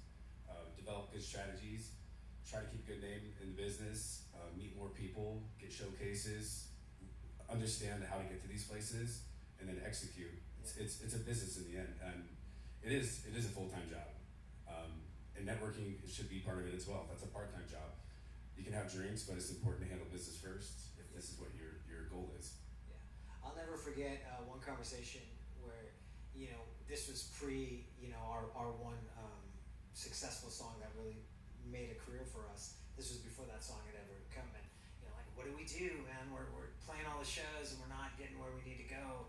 And you know, you suggested, and the songwriting aspect is important. That was the first thing you said, you know, the songs. And I remember you're like, hey, okay, go to the Billboard Top 10s and go listen to every single song and study every song of the bands that you want to play with. And again, I was in college, you know, 18. I'm like, I'm not doing that. I'm gonna write the song. We're gonna write our own song. I didn't get paid enough. And then 3 years later, we I'm not finally sell out. Yeah, 3 years later, we finally write one of our own songs. But you know, in retrospect, what a brilliant piece of advice for how it all ties together, how the songwriting, I mean, that was such a great point of, okay, how do we get booked, and how do we get in these opportunities that promote our art? And, you know, it comes back to that talent that we all have in us, to those songs, to write those songs. So, again, Mark, that was such a brilliant piece of advice you gave us a long time ago. Is it important for bands to have record deals in this day and age to get booked, or is it okay for independent artists? Is it really just the social media that matters the most? Like, again, I just want to kind of go into how do we get booked? How do we get your guys' eyes to get on those slots? I would actually say, you brought up social media, and that is huge. And look, and if you think you're gonna fake it, they're gonna know. They're gonna know you got a bunch of bots following you. If the following is for real, it will stand out. How do you get that happen? Again, we're talking about the 8-hour job, or taking that approach, putting in the time. Yes, you got to go out there and message people your song. I mean, we're talking tiny little things that you got to do. Make sure you get the right hashtags.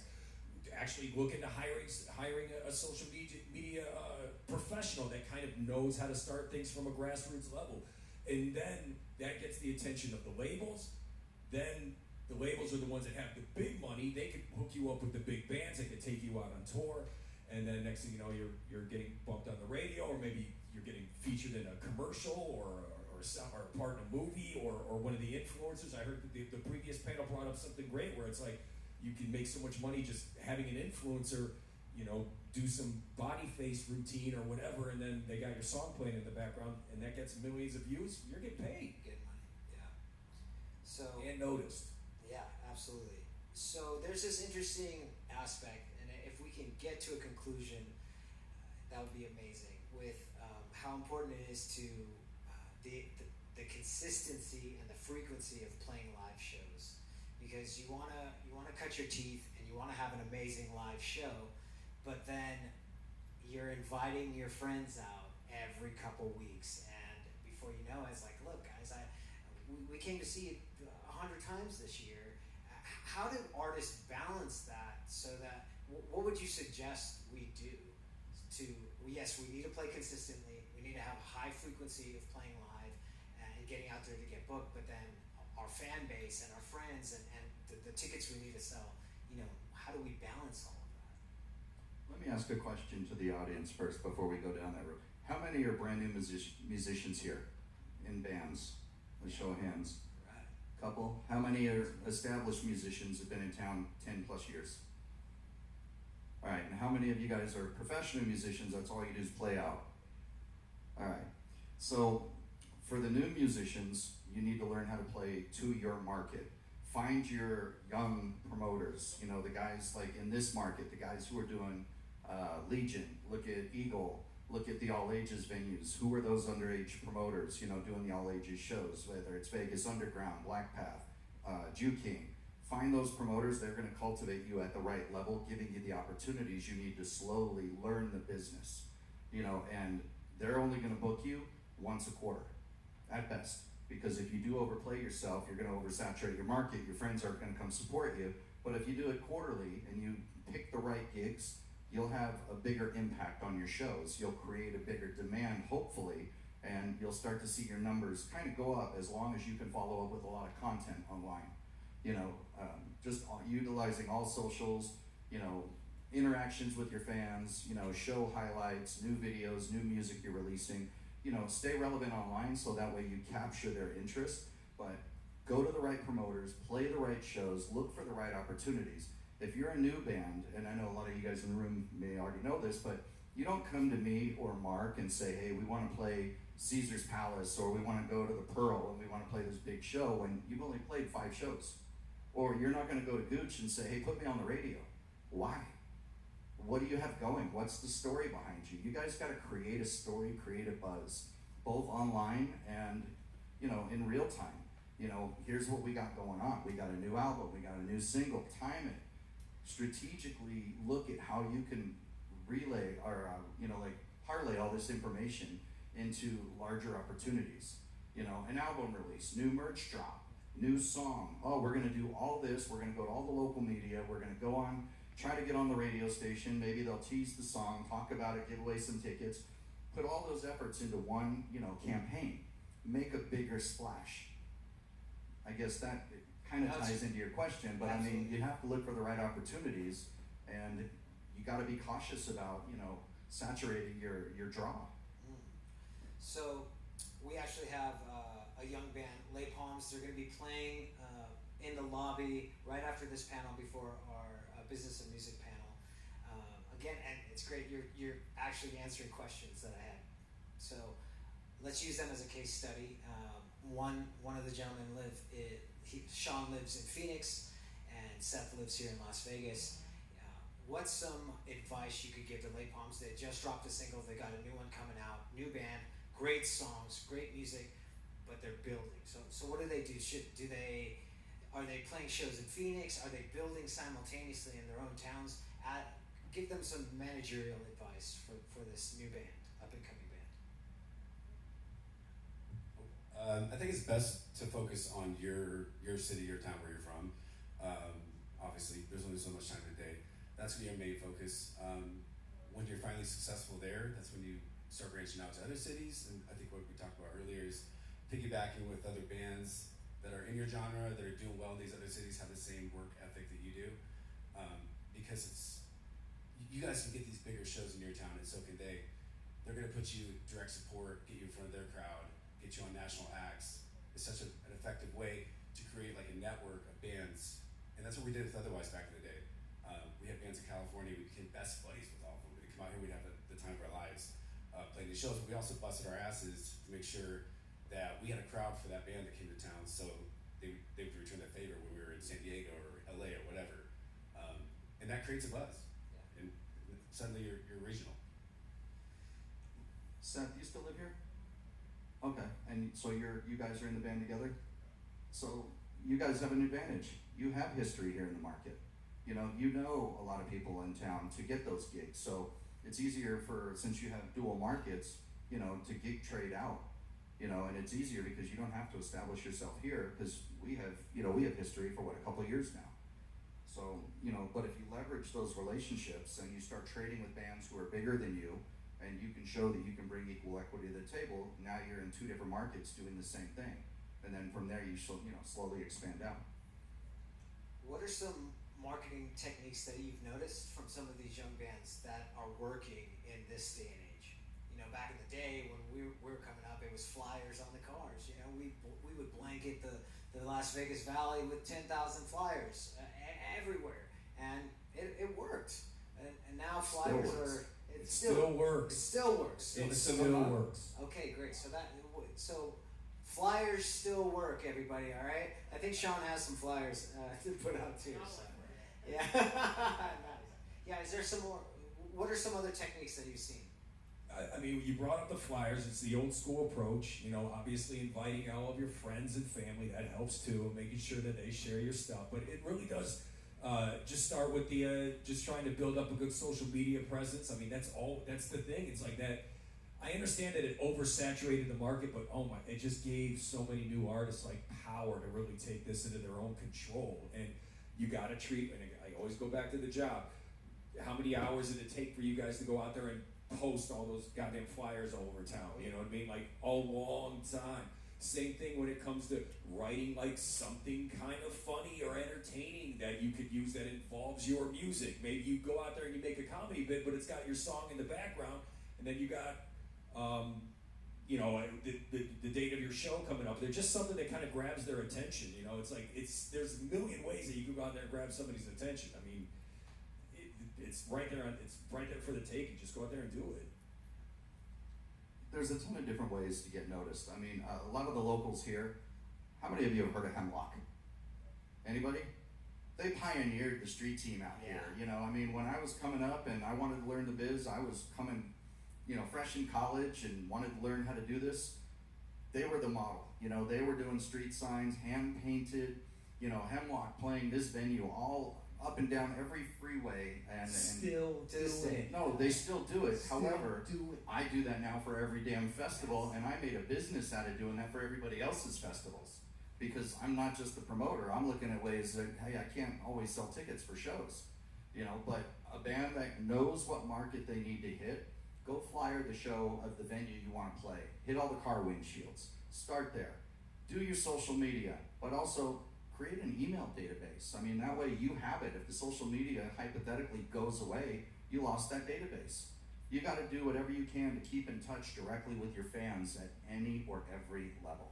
And on top of that too, first and foremost, we know you're new, but get over the imposter syndrome. You are worthy of giving somebody your flyer. And if they take it and put it in their pocket and don't come to the show, give them another one at the next show. Keep on doing it. Squeaky wheel gets the oil. I don't know if you remember this, Ryan, but I used to make you guys sit down and write down, get in your phones and write down all your contacts, their emails, everything about them. And we'd have we'd tackle that as a strategy the month prior to the show, the week of the show, and even the day before the show, just to remind them that they have to show up. And it was effective. We would get 50 people out of it, at least 50 to 100. Yeah, so true. Do cover bands and original bands have, do they require different strategies to succeed in Vegas? Two different businesses, yeah. Yeah, it's two different businesses. Yeah, so I'm more on the cover side of things now. Ryan does the concerts. I'm retired from that game for the most part. So what's your question exactly? Well, just the strategies. The strategies for the bands? Yeah. I work with a lot of pros, but I understand everybody starts somewhere, and that's how I've always been in this business. So obviously, playing as much as you can, you're going to get sharper. I'm looking for the pro players, the people that have a good reputation. I'm talking to my colleagues in the city that work in the business. I've had some horror stories myself, but I've heard some. I'm going to stay away from that dude or that band. So keep it clean. Be on time. Be a team player. A lot of the things that Brian was saying earlier. We're running a business, and if I have expectations, and you should have some of mine, or you should have expectations of myself. And if we can keep it clean, it's going to be successful, and just keep the machine rolling. So right off the bat, hey, I met you at the Music Industry Mixer. What, Brian? I have this new band. What do you notice right away that makes an artist serious when they call? It's almost like a question of, if you guys are gonna reach out after this, what do you want to see and hear from an artist to know, like, hey, I'm gonna give these guys a shot? For one, actually follow up. Send me your links and then follow up with me. I may not get back to you right away. I'm not trying to blow you off. I just manage 3 different companies right now, so depending on what's going on that week, I may have time, I may not. I'm not trying to ignore you or disrespect you. It's just hit me up and follow up with me. Show me that you have socials with an established presence. Show me that there's enough music and content there that it makes sense for me to give you some time and give you some stage time on a show. And just at that point, if I make a commitment to work with you and help you, then I need you to at least reciprocate and do what you say you're going to do. Yeah. And it starts there, and then from there we build relationships. That's how Ryan and I started years ago. I told him I wouldn't work with him, and he wouldn't go away. And here we are 30 years later. Yeah, right? I'm Same. Yeah, squeaky wheel, right? That's awesome. We've touched on pretty much all the good stuff about knowing how to maneuver around in Las Vegas. I just want to continue to reiterate. Again, we have some young artists in here that are striving. You guys, the Rappa kids here, all these wonderful. These are guys that helped my career come true up here. And it's like, do we have any questions? We've moved pretty quickly through this panel. Are there any questions? I do have a few more, but do we have any questions for the audience to ask these gentlemen? Yes, right here. Straight to the point when it comes to booking and promotions, right? Yeah, good afternoon, gentlemen. So for social media presence, and we're talking we'll just say the non-botless type of social media presence. So what is the good established number to be seen, or so you could say, hey, yes, they got a good-looking social media presence out there? To me, it doesn't matter how many numbers you have. It's how your fan base responds to you. You could only have 200 people on your social media, but if all 200 of them are active and come to your show, then I know what show I can put you on at the level that I'm dealing with. If I'm booking a 300 cap room, you know, and you can put 100 people there, and your social media is only 500 people. You're in tune with your audience, and they like you. They respond to you. To me, it's not a numbers game. I'm more old school. I book with a gut feeling. If I like your music, I'm gonna kind of invest in a little bit and see where everything goes.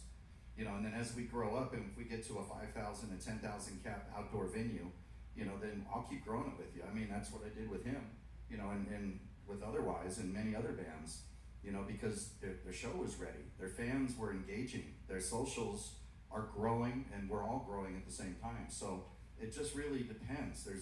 For me, there's not a magic number. You know, it doesn't matter if you're stronger on TikTok, YouTube, Instagram. It doesn't make a difference to me. As long as I know that you're active across all the platforms and your fans are going to respond, then we'll start there. So, gentlemen, each of you, what's one thing that you wish every young artist understood about the music industry, the music business, the live music business? That's a loaded question. There's too many things. We're here for it, though. Give us some. I can tell you, I mean, and Ryan kind of talked me into doing this because I got so tired of trying to educate all the bands that I worked with. So I started a conference like this called Vegas Music Summit, and we ran it for about 10 years. And rather than me try to talk to everybody one-on-one, I'd bring in the entire industry that I knew on booking, publishing, you know, legal, management, festival producing, whatever it was. And I comped every local band in this town for 10 years to come in and learn this business. And then when we're doing shows, I taught a lot of these bands how to avoid being taken advantage of when you're doing your shows. Because there's a lot of promoters out there that'll be like, yeah, man, we didn't do anything tonight. And the promoter walks out with $2,000, but you didn't get paid a dime. You drew, you should get paid, you know? And so you need to learn your market. You need to know how to protect yourself instead of going into a club. And I mean, I'm sure there's a ton of you in this room who've gone into a club, did your show, and at the end of the night, you didn't get paid. You know, the promoter was gone, he wasn't even there. Or the venue owner felt like the show just didn't make enough money, so they weren't gonna pay you anything. I know as a tour manager, I've been on the road and I'm like, great, you're not paying me, I'm going behind your bar and I'm taking half my supply with me. You know, I'm just gonna get paid in booze then. You know, and you have to fight. You know, if you're playing and you're doing, you know, your show, know what those terms are. It's no different than, you know, the publishing panel, you know, and learning where your revenue streams are coming from, whether it's merch or whether it's gonna be touring or, you know, when you're on the road making a living, how can you make a living? Do you know where all the revenue is that you have the ability to make? And do you understand like what you should be getting paid? Looking at what the expenses are of the room. You know, if you're gonna go into a 200 cap room and the overhead's $700 and you're doing a $2,500 gross, but you're not getting paid, does that sound right to you? You know, you need to know, okay, how much should you be getting paid? You know, and if it's a percentage draw based on 3 bands, 5 bands on the bill, you guys figure out the math. But I like to have the bands know exactly what the deal structure is so it makes my life easier. At the end of the night, there's no discrepancies, everything's clear and transparent, and you know, that way we know, hey, it was a shitty night, we didn't make any money, you know, or oh, it was a great night and here's your split and everybody's happy. And then, you know, I'll give a settle sheet so you can actually look at it in writing. You know, so if there's a discrepancy the next day, call me, hey, you missed something here, and cool, I'll send you another $100 or whatever if it was my error. You know, but I'm not the normal promoter. There's a lot of guys out there, and everyone in this room can attest, promoters are, for the most part, and I'm knocking my own kind, we're shady. You know, and I don't like the shady business. I like it to be clear and concise, so that way I'm gonna be working with you guys for the next 15 or 20 years or even longer. You know, I'm not looking at just a one show deal. And you gotta find the promoters that you guys are comfortable with and that you trust and that you know you can build a career with. You know, and it's not the same as it was back then because most promoters would elevate up to the bigger level, and now it's like every time I build a band up and I lose them to Live Nation or AEG, and you know, I'm guilty. Live Nation's a sponsor tonight, and I'm the one who helped get that one. But yeah, absolutely. You know, so I feed the machine too. Yep. But I know it's a long vent, but that's the one thing I would recommend to everybody in this room is just really learn your business. You know, whether it's if you want to get a label deal, you want to do live touring, learn your business and understand the economics. Absolutely. I want to come back to Vegas Music Summit a little bit. Mark, what's a piece of advice you would give to the young artists in the room? Yeah, for the younger generation, be patient. You don't know everything. Learn, work hard. It's a partnership when you're working with people like me or the promoters or whoever you come across. And you want to be on their good side, and you guys want to have that partnership so they can develop you and they can teach you the business. You guys understand what the rights and wrongs are, how to get to the next step. So I just remember working with the younger bands when I was younger, and I honestly couldn't get through to anybody. Like, it's so hard to give them advice. It's so tough because you're young and you think you know everything, and you don't. And you just need to make sure you keep an open mind and you're trying to get next level. So surround yourself with people you want to be like the Bryans, the Marks. You want to understand how we do business so you can do your best job, and we'll take you with us. Yeah. Gooch. My advice would be to all the young artists out there: learn how to be an accountant. No kidding. I would just say never compare yourself to the next artist. You know, to kind of piggyback off your point, patience is a virtue. Your journey is going to be totally different. If one person hits on TikTok, that doesn't necessarily mean that your next avenue is going to be TikTok. You might hit on YouTube. There's so many different ways to get through. But again, if you stick to the plan, make sure that kind of map out your day. You know, like for this amount of time, I'm going to try and work on a video that's going to promote the band. This amount of time, I'm going to make the flyer. This amount of time, I'm actually going to go flyer the parking lot at the show or the venue that I want to be at. And it's like, and you don't know if that's going to work, but you have to believe in yourself enough to just go out there and do it. So never compare yourself to the next guy. Just keep going forward, do your own thing. Because if you do start comparing yourself to somebody else, it's just going to drive you crazy and it'll make you hate it. Yeah.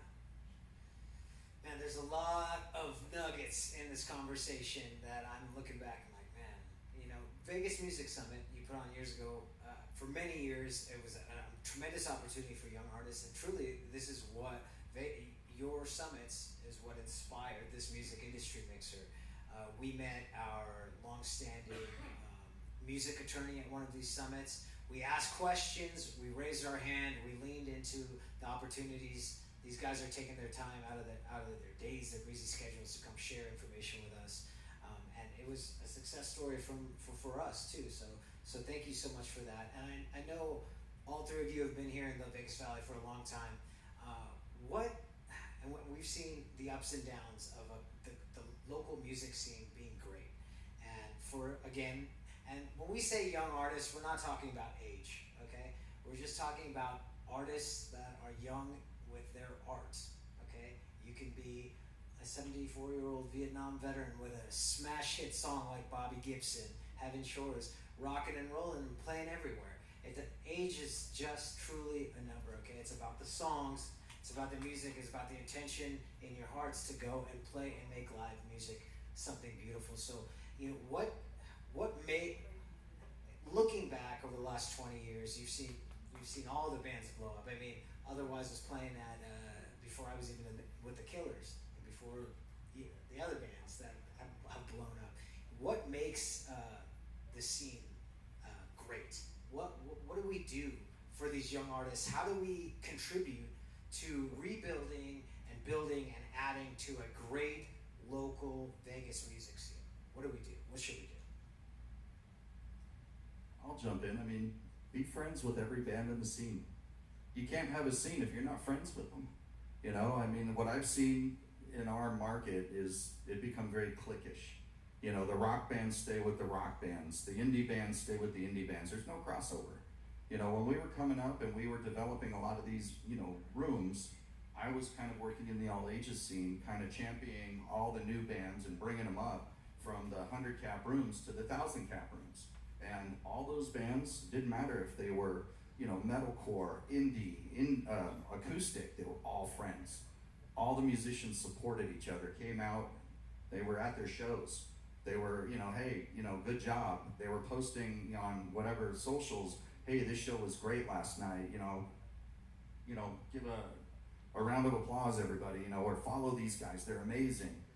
That doesn't happen anymore.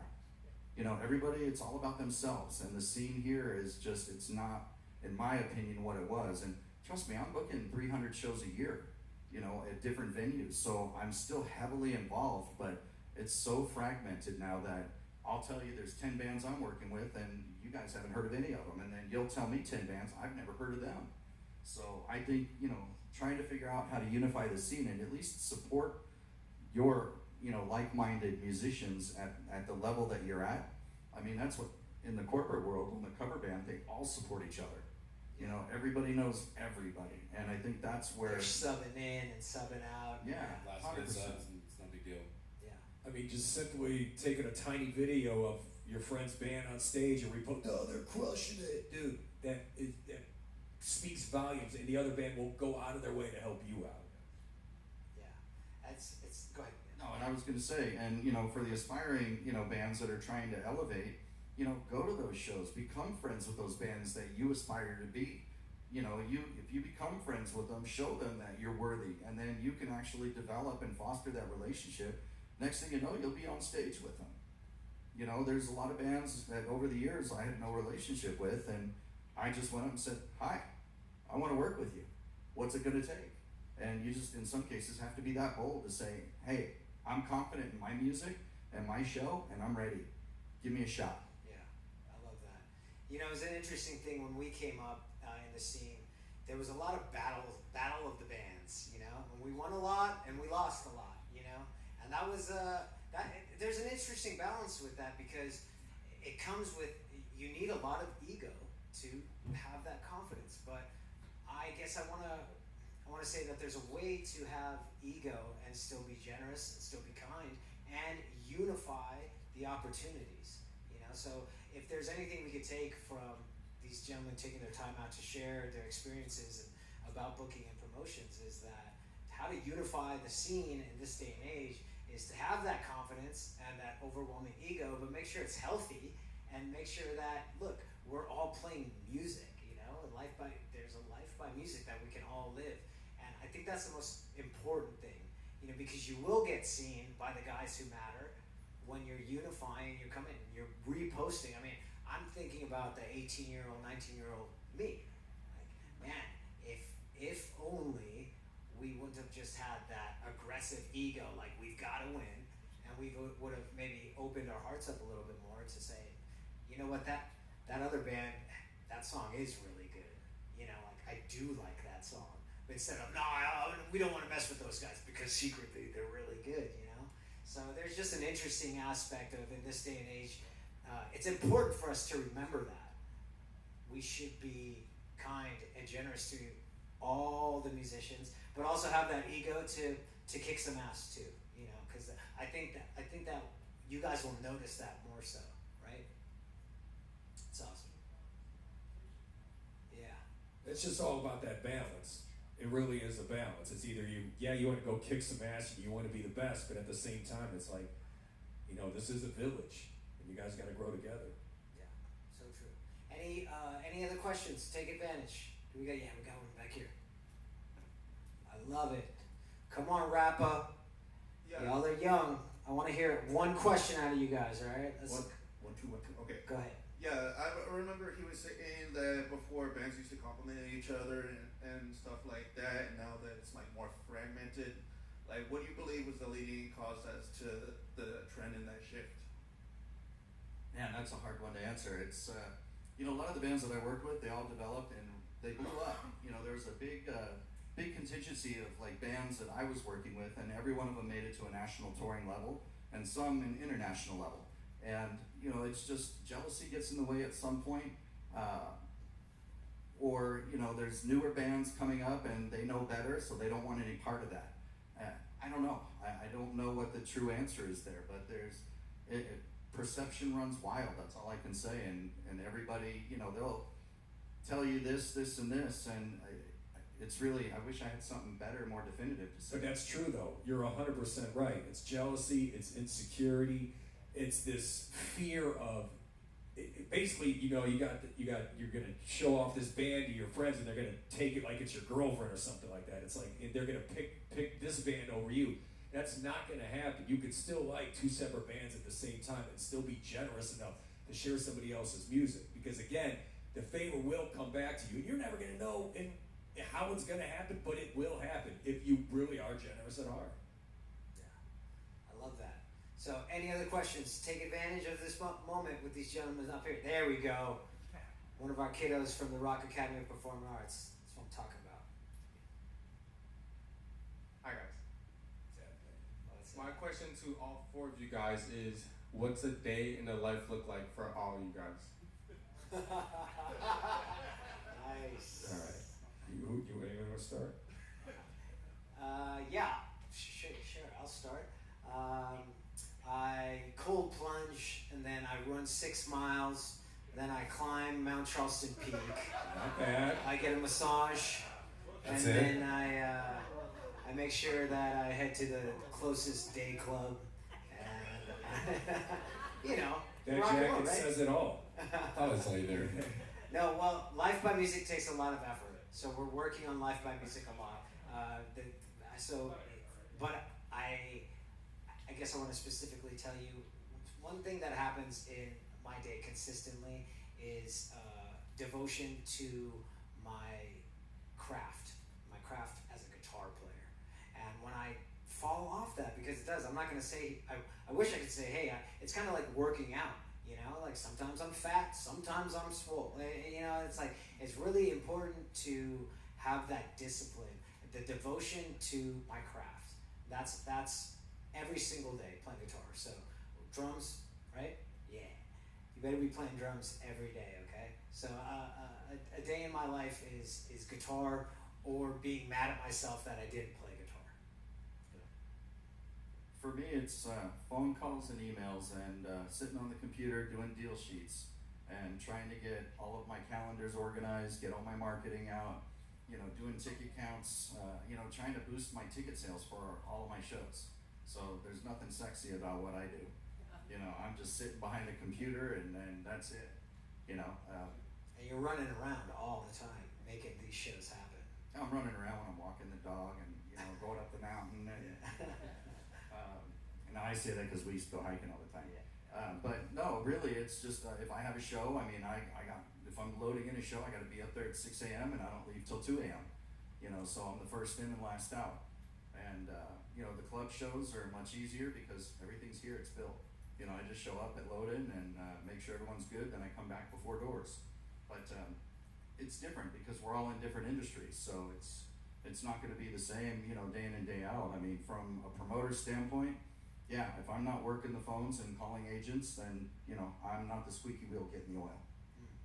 And I mean, Mark, you got to run to another gig right now, but I don't mean to tell you your day.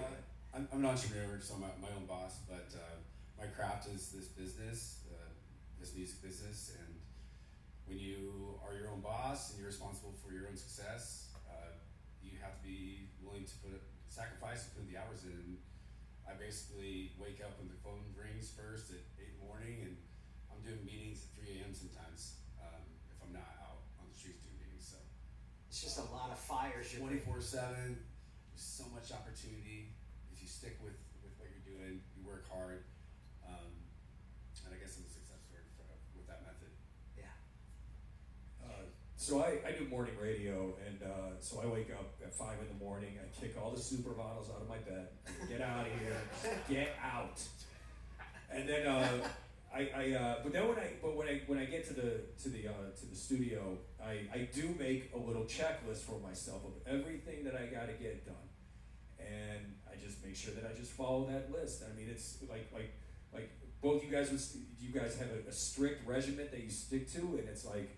Maybe not strict, but it's like there is a work ethic, there is a dedication that you make to stick to this schedule, and it's amazing. Like all you got to do is, and again, when I write things out, that way I don't forget anything, and then I go to bed and I sleep like a baby. You know what I mean? Boy, that also helps you to wake up at 5 in the morning, but it's like that helps. But it's just really all about, again, I go back to my original point: make it a business.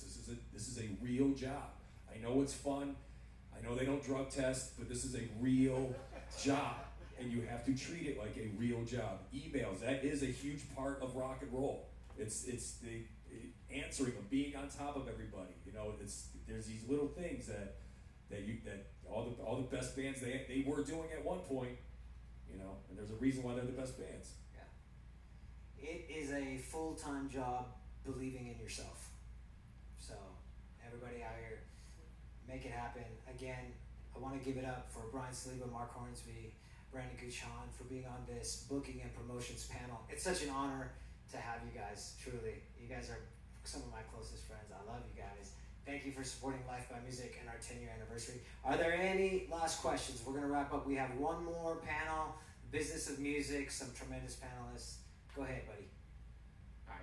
So, again, for the four of you, you all were in separate music arts in the industry. So, how did you all start off?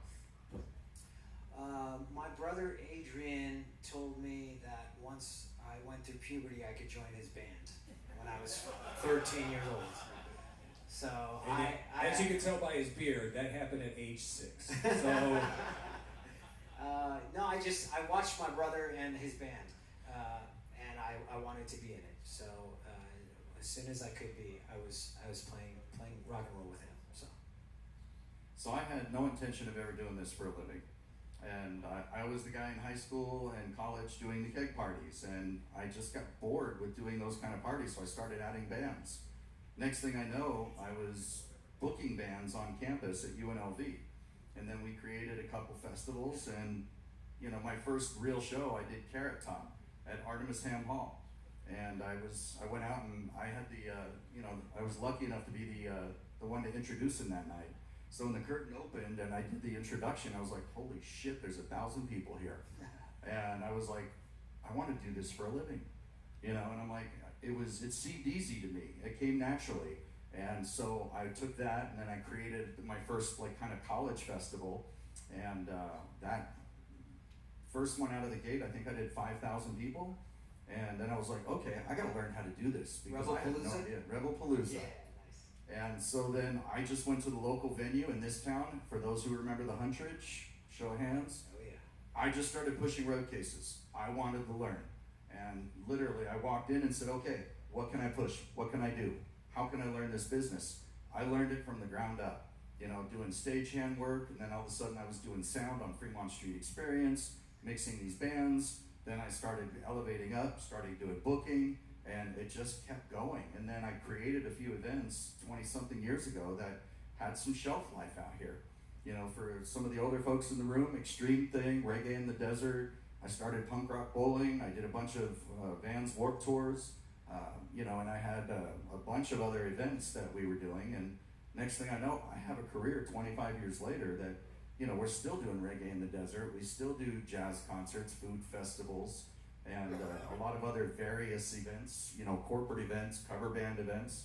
And again, I had no interest in ever wanting to do this when I was kind of, coming up in the scene. Yeah. And here I am now. I mean, got a magazine, yes, Well, a real magazine, Smash Mag. Yeah, Smash So Mag. grab some. I mean, but there was, with what's going on today, there's no way to reach fans. So medias are a thing of the past, at least print magazines. So I figured, why not be the odd man out? Let's start printing a magazine again. And we've been printing now for about 6 months. Awesome. And hopefully there's some shelf life there. But, like you guys, I'm trying to figure out how to capture an audience and keep everybody coming back show after show. And I need new bands. I'm always looking for new bands. But, it's trying to figure out from both sides of the coin here, how do we keep this consistent? How do we keep building? And so I'm learning daily too. Nothing is the same. It changes daily. So frequently. So you have to be able to just pivot and roll and, want to learn and want to stay in this business. Otherwise, you're going to get left behind. Yeah. It moves fast. Brian, I didn't realize you and I had some similar stories about breaking into business, but I was a keg party guy too. Yeah, love beer. Looking back, I guess that was who I was when I was young. I didn't understand anything, obviously, and I didn't know what my passions were. All I did was throw keg parties.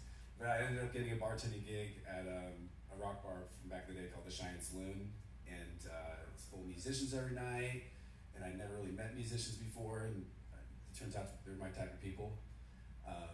So one thing led to another, and I got the booking job in there and kind of took it over, made it successful. And I just found my passion in life, or one of my many passions, I guess I should say now. But that was my first love, and it still is my first love. And my best friends are musicians. I'm super passionate about the people and helping them reach their goals and understanding the business side of things.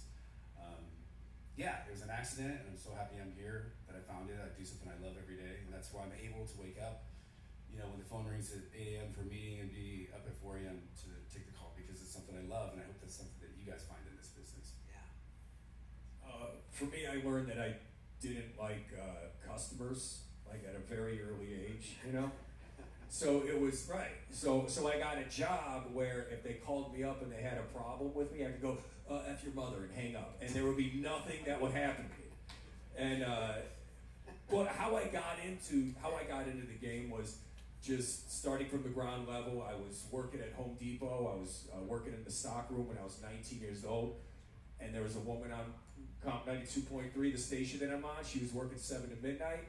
She was playing some funny bits, and I would always call her up and make a joke, and all of a sudden I'm hearing all my jokes on the radio, and I'm like, oh my God, this is so great. And I keep doing it. Finally, she's like, what's your story? And I go, I want to be on the radio. And I go, but you know, I don't have any college or anything like that. And how do I do that? And she's like, you know, let me get your phone number and we'll hang out one night. I'm like, all right. So she ends up calling me, and I get a voice message on an answering machine. You see, an answering machine back in the day was when you would call, and then you would leave this message. And mine was like, hey man, what's up? Yeah, I'm just kidding, leave a message. That was always my the most hated answering machine message. But she ended up calling me up, and she's like, look, I want you to be my intern. And I'm like, this is exactly what I've been looking to do. So I showed up. I do my job at Home Depot every day. I get off, go meet her at like 8 o'clock. She goes an hour after she started. Her and I started doing bits. I'd stay there till midnight. Then when she needed to do editing and imaging, she would stay after midnight to do that. I would stay there till about 3, 4 in the morning, like watching her do it, paying attention. And I would do that every day for like 5, sometimes 6 days a week. I would show up at the station, just being there, giving them my time, not getting a dime. My program director, he was a real douche. He didn't want to acknowledge me at all for a year. I mean, I was carrying all these boxes and all this other stuff. They didn't want to say a damn word to me for a year.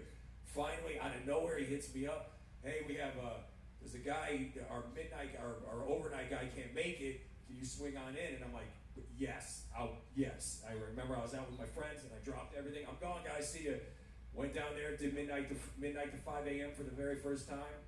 And then eventually I got a weekend gig a few months, maybe a year and a half after that. And then I just kept working my way up. And that was it. I mean, it's like I knew what I wanted to do. You guys know you want to be musicians. So every single day at this level, it's all about doing something that is actually resembling what you want to do. And it's like, for me, it was just going down to the station, being on the microphone. At the time, I had to organize all the CDs and do all this paperwork and all this stuff, but it was totally worth it, you know, and it all paid off in the end. It's just, you got to show that work ethic. And believe me, they're all watching. Brian is watching you. Yeah. He is in your window right now watching you, seeing how you are handling social media. Yes, I love it. All right, guys, this has been too cool. What an amazing moment. I just want to thank you guys. Everybody give it up for Mark Humphrey, Brian Saliba, and Brandon Buchan. We have one more panel, but if we can all go out to the lobby here, we have a special acoustic performance by Les Palms, and then we'll conclude it with our Business of Music panel. So, again, thank you guys.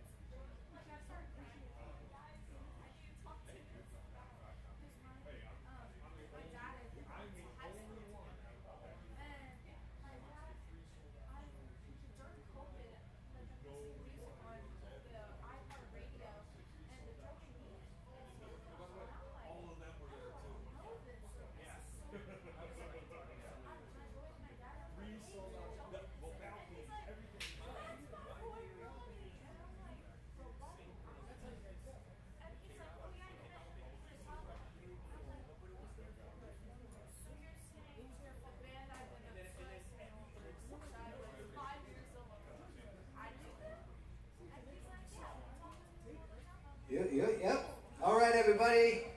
Come on back. We're gonna get started with our last panel of the afternoon. Come on back.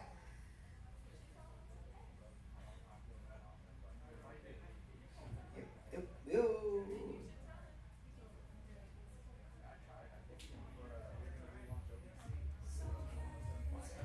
Yeah, we might just open this up a little bit more, just on business music.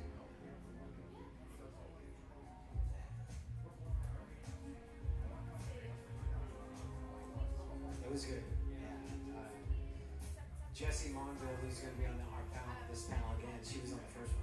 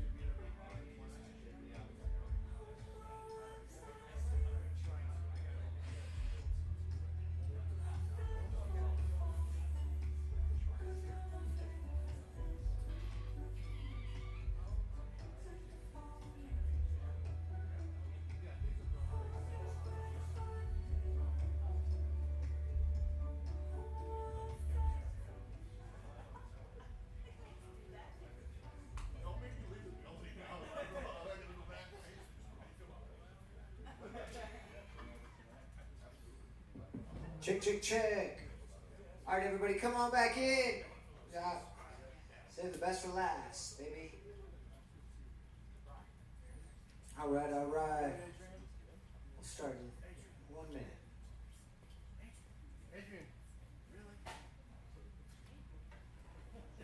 All right. Come on in.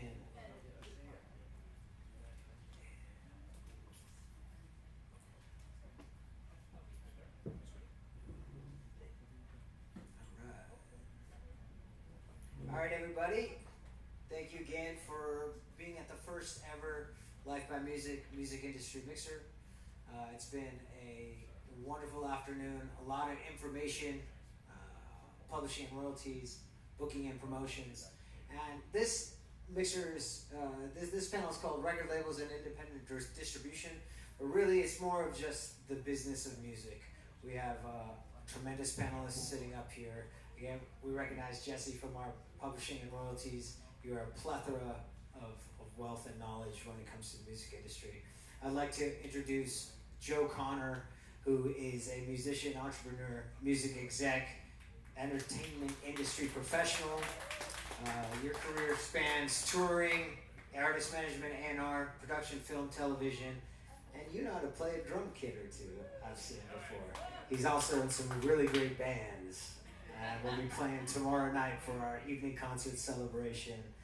It's an honor to have you. You've worked with artists including Nicki Minaj, Babyface, Jordan Sparks, Jason Derulo, and we're excited to have you. You also work and you lead entertainment partnerships and activations for the Red Cross. So again, thank you for being here, Joe. Thanks for having me. Absolutely. Brian Slagle, it's an honor to have you on this panel. I was so excited the fact that you consider, I was just like, oh my gosh, we have Brian Slagle, the founder of Metal Blade Records, a label that you launched in 1982. You've helped shape the global metal scene by discovering and developing legendary acts. One of the best things you're known for, at least one thing that really stood out to me, was your Metal Massacre compilation series, where that's Metallica's first ever commercial recording was on your project. Yeah, they weren't even a band before that. So they weren't even a band. They became a band so that they could be on your project. So, they did okay. Yeah. To say you were an integral part of the music industry is an understatement. So again, thank you so much for being here. It's an honor to have you. Thanks for having me, man. Yes. And Jesse Monville, again, thank you for being here. So again, this is the title is Record Labels and Independent Distribution, but this is more just about the business of music. You know, I'd really like to just kind of open it up and talk a little bit about yourselves and your experiences in the music industry, and we can kind of break it up from question and answer to just really learning about your guys' paths in the industry. Joe, you tell us a little bit? Yeah, I'll start off. I went to Berklee College of Music, where my principal instrument was drums, but my focus on the academic side was music business and management. That's what my degree is in. And then when I got out to LA, one of my had a weird opportunity to be on a competition show, like a reality TV show, where they basically had a bunch of aspiring interns and executives come and compete for a job at a record label. But at the time, I didn't know that's what it was. I was just applying for jobs, just because I was new, fresh out of college, needed some work. And a lot of times, if you've ever tried to apply for jobs in the industry, especially at the entry-level position, they don't really tell you what the job is or what the label is or what you're applying for. They're kind of like incognito in this weird way. So I ended up finding out that it was a reality show, like in the 11th hour, when they were like, hey, you want to come to a production casting call? And I was like, sure, but what's this, you know? And so long story short, I looked it up, found out that's what it was. And the job, it actually was called The Job. It aired on CBS. And it was to compete for a job at Epic Records for L.A. Reid. And so I did that, went through the whole process, didn't win it, but at the end, there were like 3 judges, and one was from BuzzFeed. I can't remember who the other judge was. The other one was Adam Anders, who's the executive producer for Glee at the time and the head of D-Well Records. And at the end, like, the show closed with him standing up and saying, I want to talk to Joe Connor when we get back to LA. And so I kind of thought it was bullshit at the moment, but then we got back and they actually reached out and I went up and met with him, and he was like, yeah, man, like, you seem like you are much more of a creative than the show was like a marketing position. And And I was like, yeah, well, this industry is like getting where you fit in. So that was the opportunity. And he was like, well, what really do you want to do? I was like, I kind of, I'm a musician. I have a heart for A&R. I've always been told I had a really good ear. And he was like, well, listen, you're too green. I'm not going to give you an A&R position like fresh out of college. But you work with me, we'll try to get you there. So long story short, I started working with him and stayed with him for a couple of years, up through him doing the deal with Atlantic and Capitol Records. And at that time I was full-time working out of the Capitol building in LA, which was really surreal to me because I had only seen it like on movies and stuff. So that was kind of crazy that I had a desk in the Capitol building. And that kind of led to... I never knew that. That's awesome. Yeah.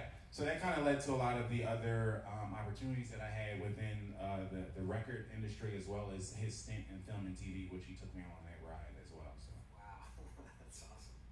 Brian?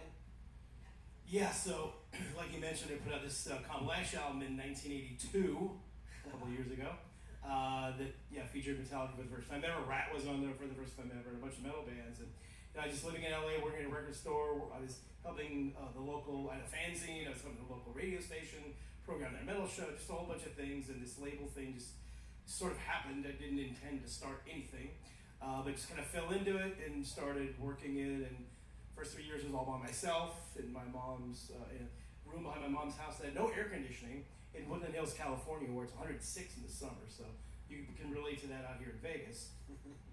I started doing it, and eventually it became a business, and eventually became a big business. And I've been through it all. We started with vinyl and cassettes, and then CDs, and then file sharing, and now streaming. And you've kind of seen all these different waves of stuff happening. And it's interesting because the business has changed a lot, obviously, in those 45 years. We're lucky enough to still be in it, doing well. We've also been distributed by independents, distributed by majors, worked with majors. Now we're distributed by an independent that's owned by a major. So kind of seen a little bit of everything, but and also just the way the metal and music has gone over all these years too. Like I was talking to somebody earlier about the 90s, and the 90s for metal, everybody thought it was dead. Like it's dead, it's gone away. Even the biggest magazine in Germany, Rock Hard, which was like the preeminent metal magazine, in 1997, they had the cover of one of their magazines was a tombstone. It said heavy metal, born 1969, died 1997. Wow. It's like, what is happening? But we've seen it come back, obviously, and it's at big heights now. So yeah, it's been interesting to see everything and adjust to things. And I think that's one thing I always tell everybody is learn from your mistakes. I made every mistake humanly possible because I had literally no idea what I was doing when I started this. Learn from your mistakes and adapt. Adapt. And things change. And again, how do we be around for 45 years? We've obviously been able to adapt to all the different changes in the music business, which there's been a lot, and it continues to be a lot. Yeah. So Jesse, we had the opportunity to listen to you on the Publishing and Royalties panel, but please tell us again and reiterate what got you into the industry. It's an interesting story because I was, to fast forward, presented by a songwriter and artist, asked me to be their manager. And note to everyone, I tell everyone who will listen, you don't ask to be in this business, it chooses you. And if you're pushing the boulder up a hill, it's not going to work out, save yourself. I couldn't avoid it, but I said, here's the issue with the business is I know enough to say that people don't know what they're doing and nobody knows what everybody else is doing. So if I'm going to say yes to this, then I need to understand it better. I live 20 minutes from MTSU, a rival of Berkeley's, but much respect, because one thing about both our schools is we are hands-on.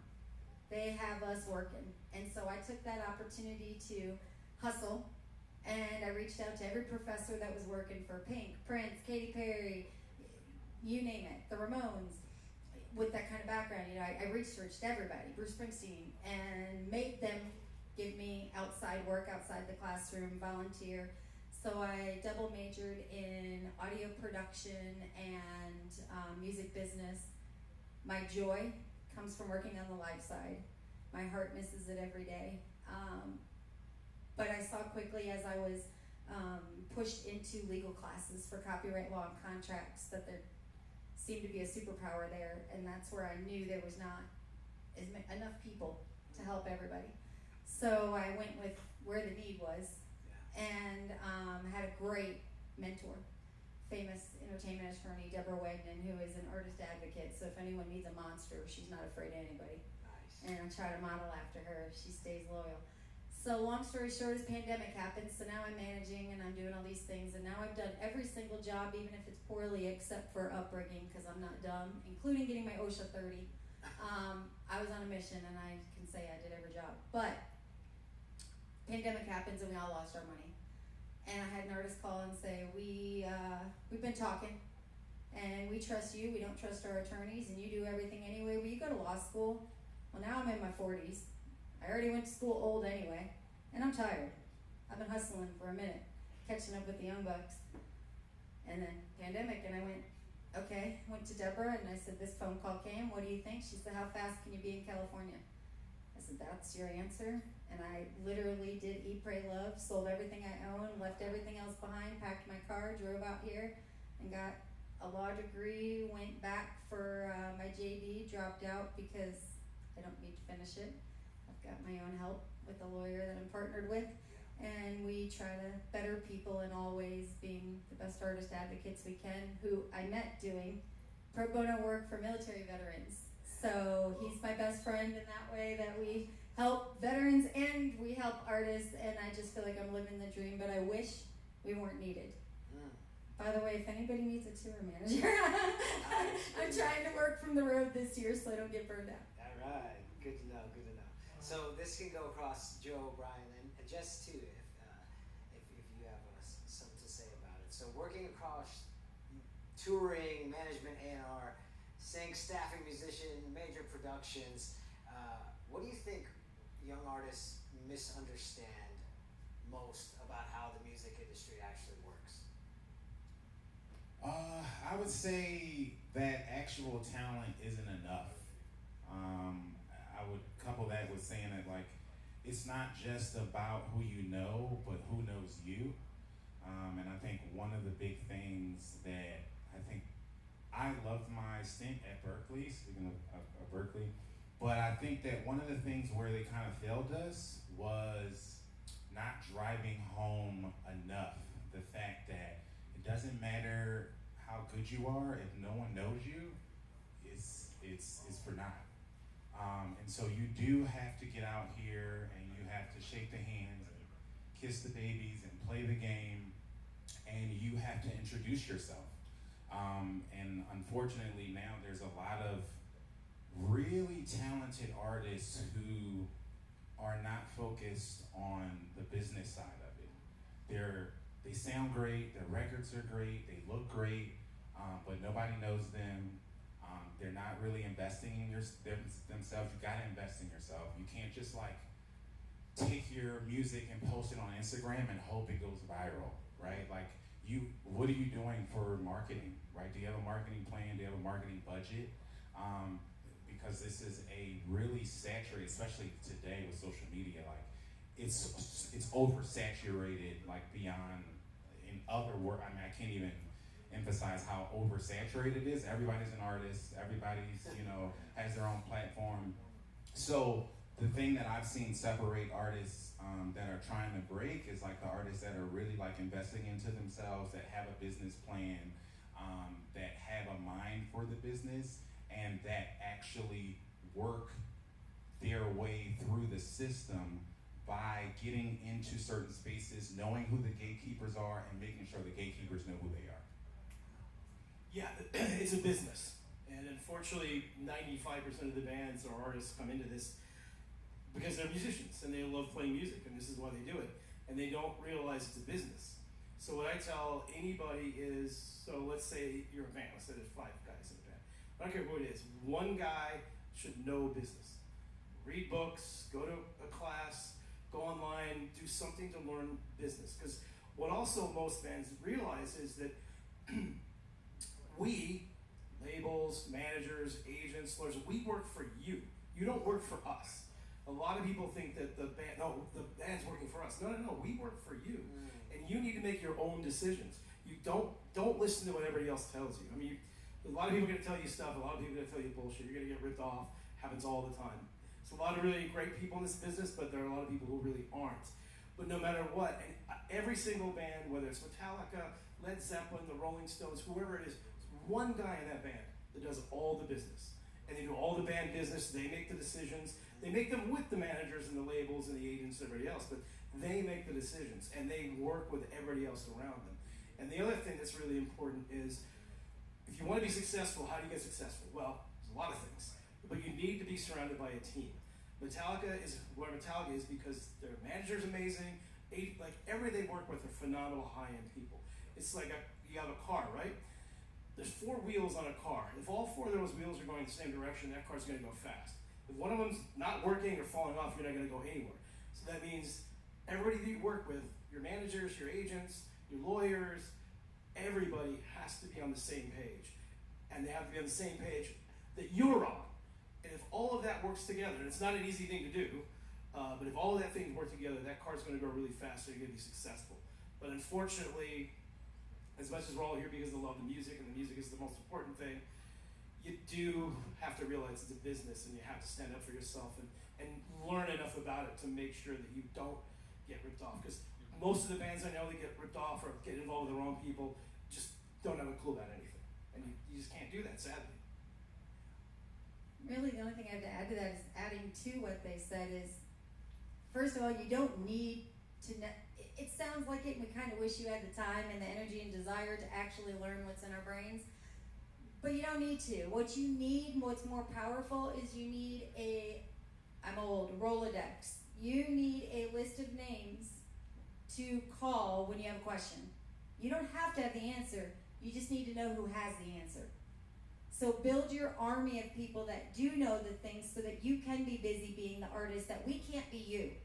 You can learn our stuff, but I'll never be you, son. Nervous or not. I can't replace you. But you can learn what I do. I can teach it to anybody. So just know that it's more important that you're here. So I applaud all of you for that. And get numbers, get emails. And even if you don't really have a big question, stay in touch every 3 or 4 months. Shoot out an email. Just wanted to kind of keep my name on your mind. Don't really have any questions yet, but I think I'm kind of probably dropping the ball somewhere. Can I get 20 minutes of your time?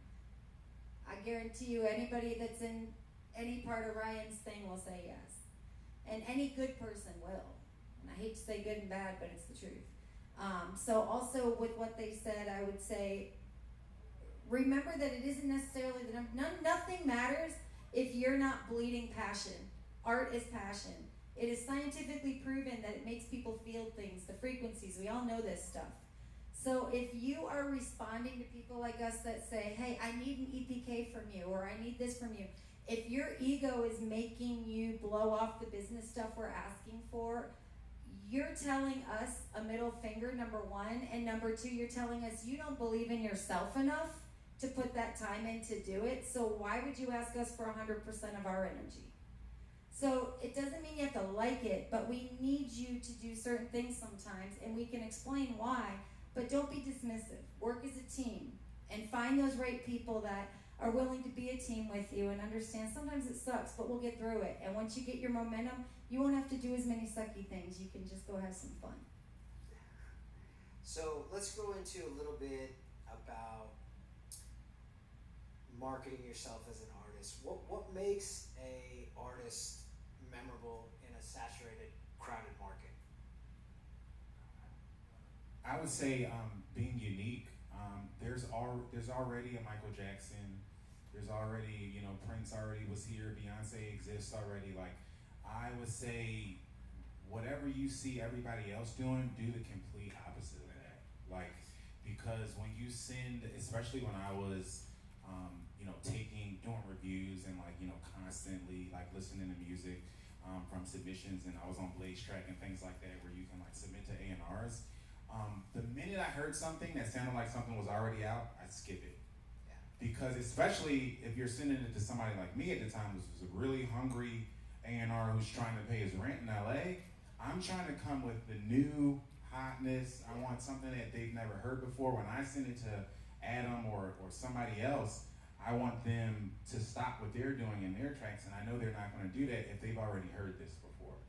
So I would say focus on what makes you uniquely you and then just lean into it obnoxiously.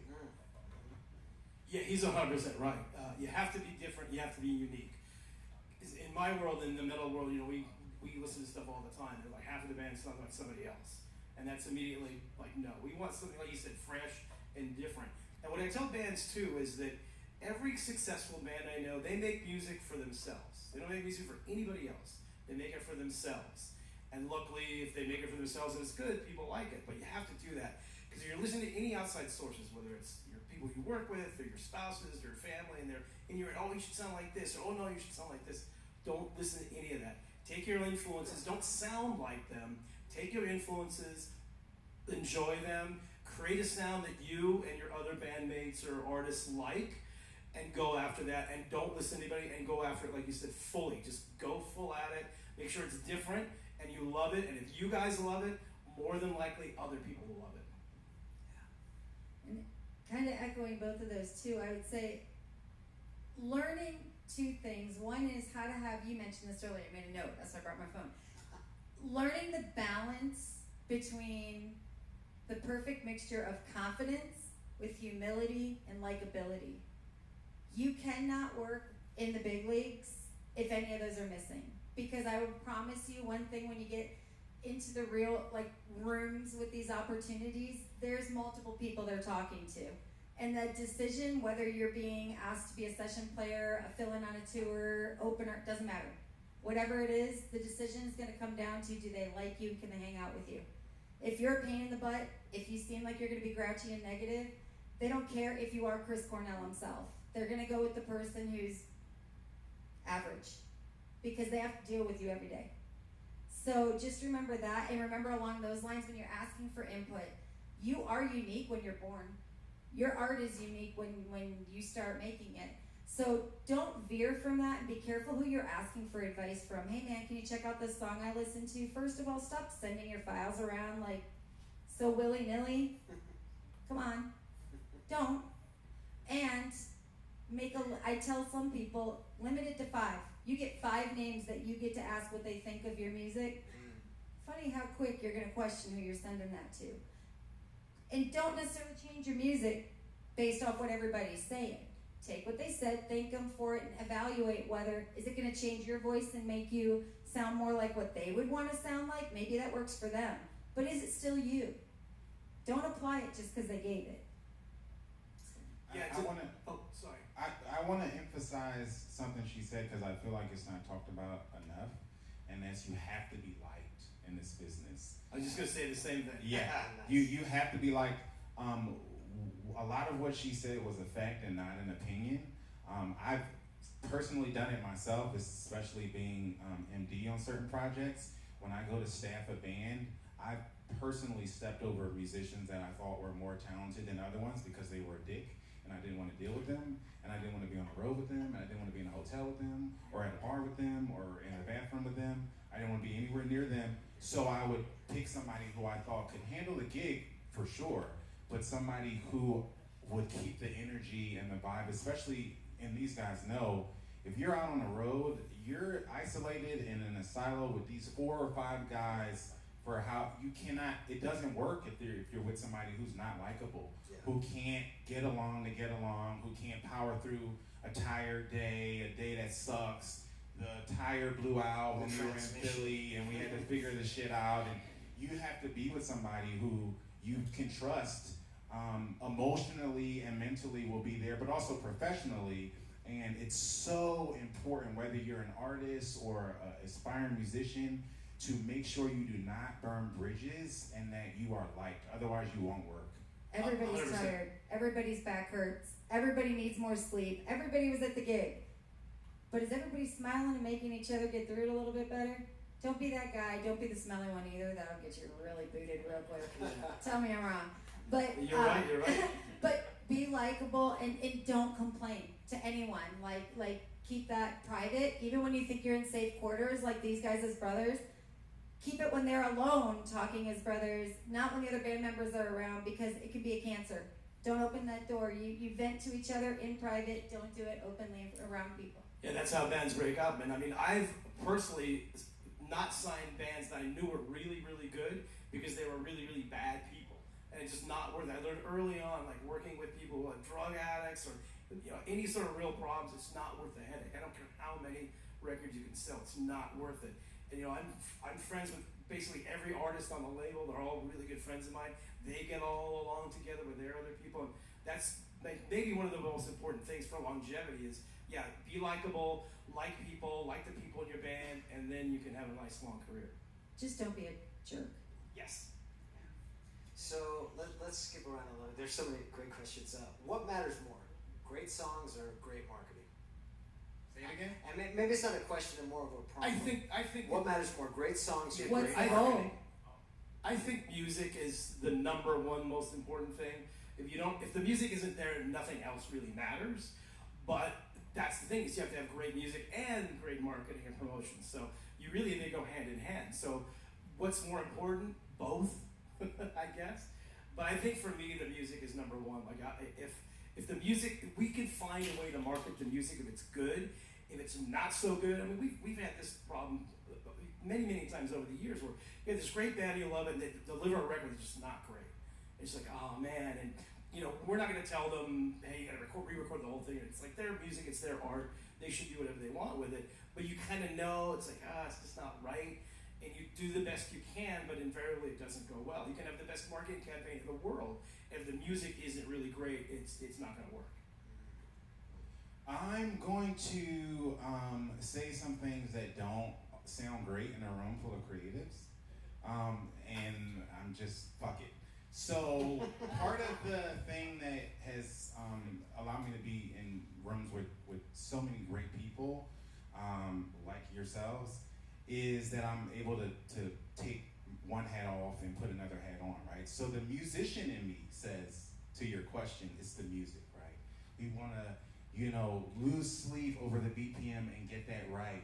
And then we want to lose sleep over the chord changes and change the lyrics so that it flows better and make sure the bridge is perfect.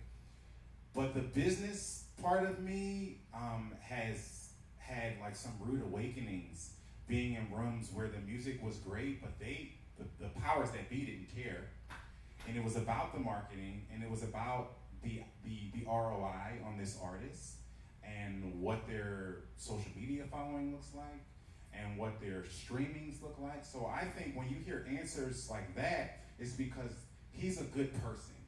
And he's not the majority in the industry today. Yeah. I'm just gonna say that. Yeah. The majority of the people that are in positions of power today care about how much money they can make.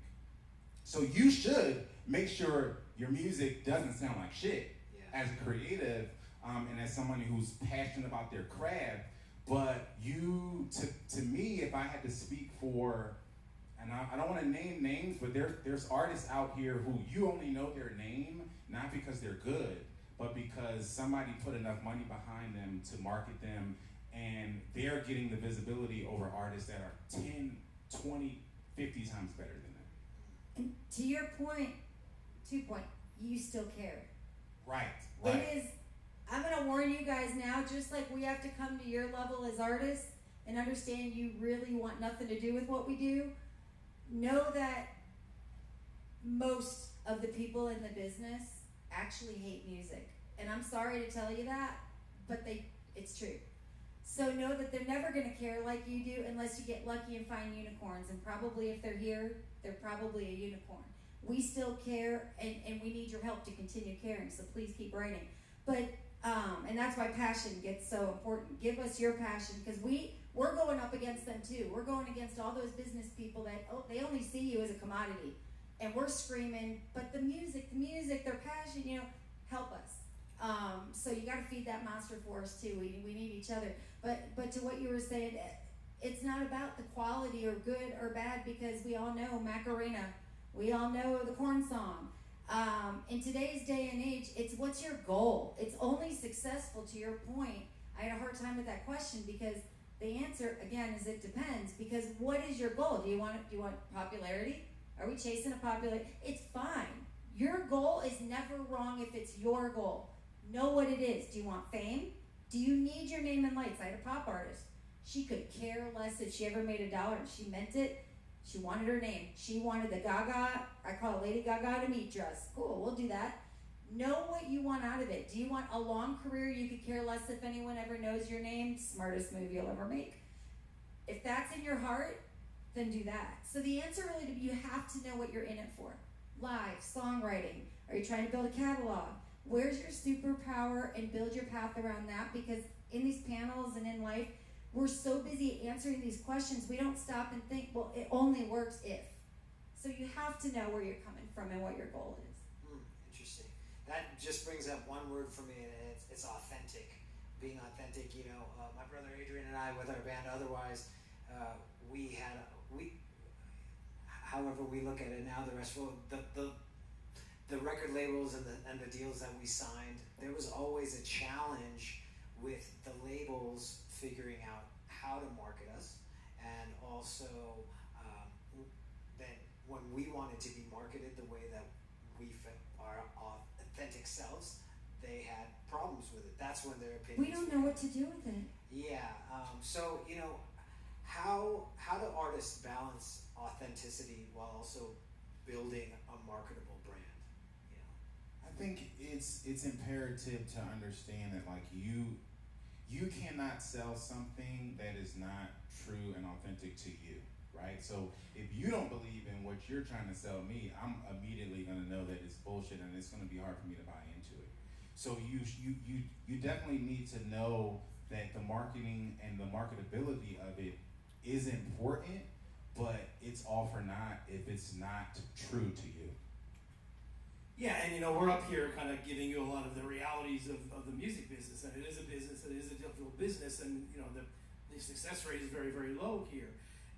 But if you have passion, if you love music, people ask me all the time, like, I want to be in the music business, what do I need to do? I said, you need to love the music. No matter what you're doing, whether you're a musician or you want to be in the business center, whatever it is, you need to love the music, because it's not a fun business. It can be very difficult, but if you really, really do love music and love the music, that's the reason to come in. Because a lot of people that want to come in for all the wrong reasons. And the people who are successful in this business, whether it's a musician or a person on the other side, is they all absolutely love the music. And I'm really lucky in the heavy metal world, because pretty much everybody, the bands, the managers, the agents, the labels, we all grew up loving this music. So I think it's a little bit different for us, because that's rare that you meet somebody in the metal world that doesn't love it. But it is tough, because if you're dealing with major label people, like for example, we're distributed by The Orchard, who I love, and they're great, but it's owned by Sony. About 3 or 4 years ago, the new president of Sony came out and said, I hate rock music, we don't want to have anything to do with rock music, we only want pop and hip hop and R&B.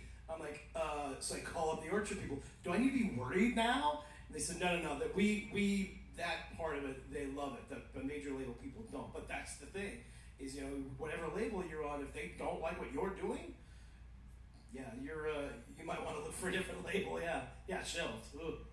So, to your point, when people say success, I'm going to change it up a little bit. I'm big on empowering. As much as I give you guys what could be referred to as negative or hard things to hear, I want to change your brains. This is all to empower you, and I want you to know not to disregard the way you said it, but I can promise you success. No one in this business will say that. You know why I can say that?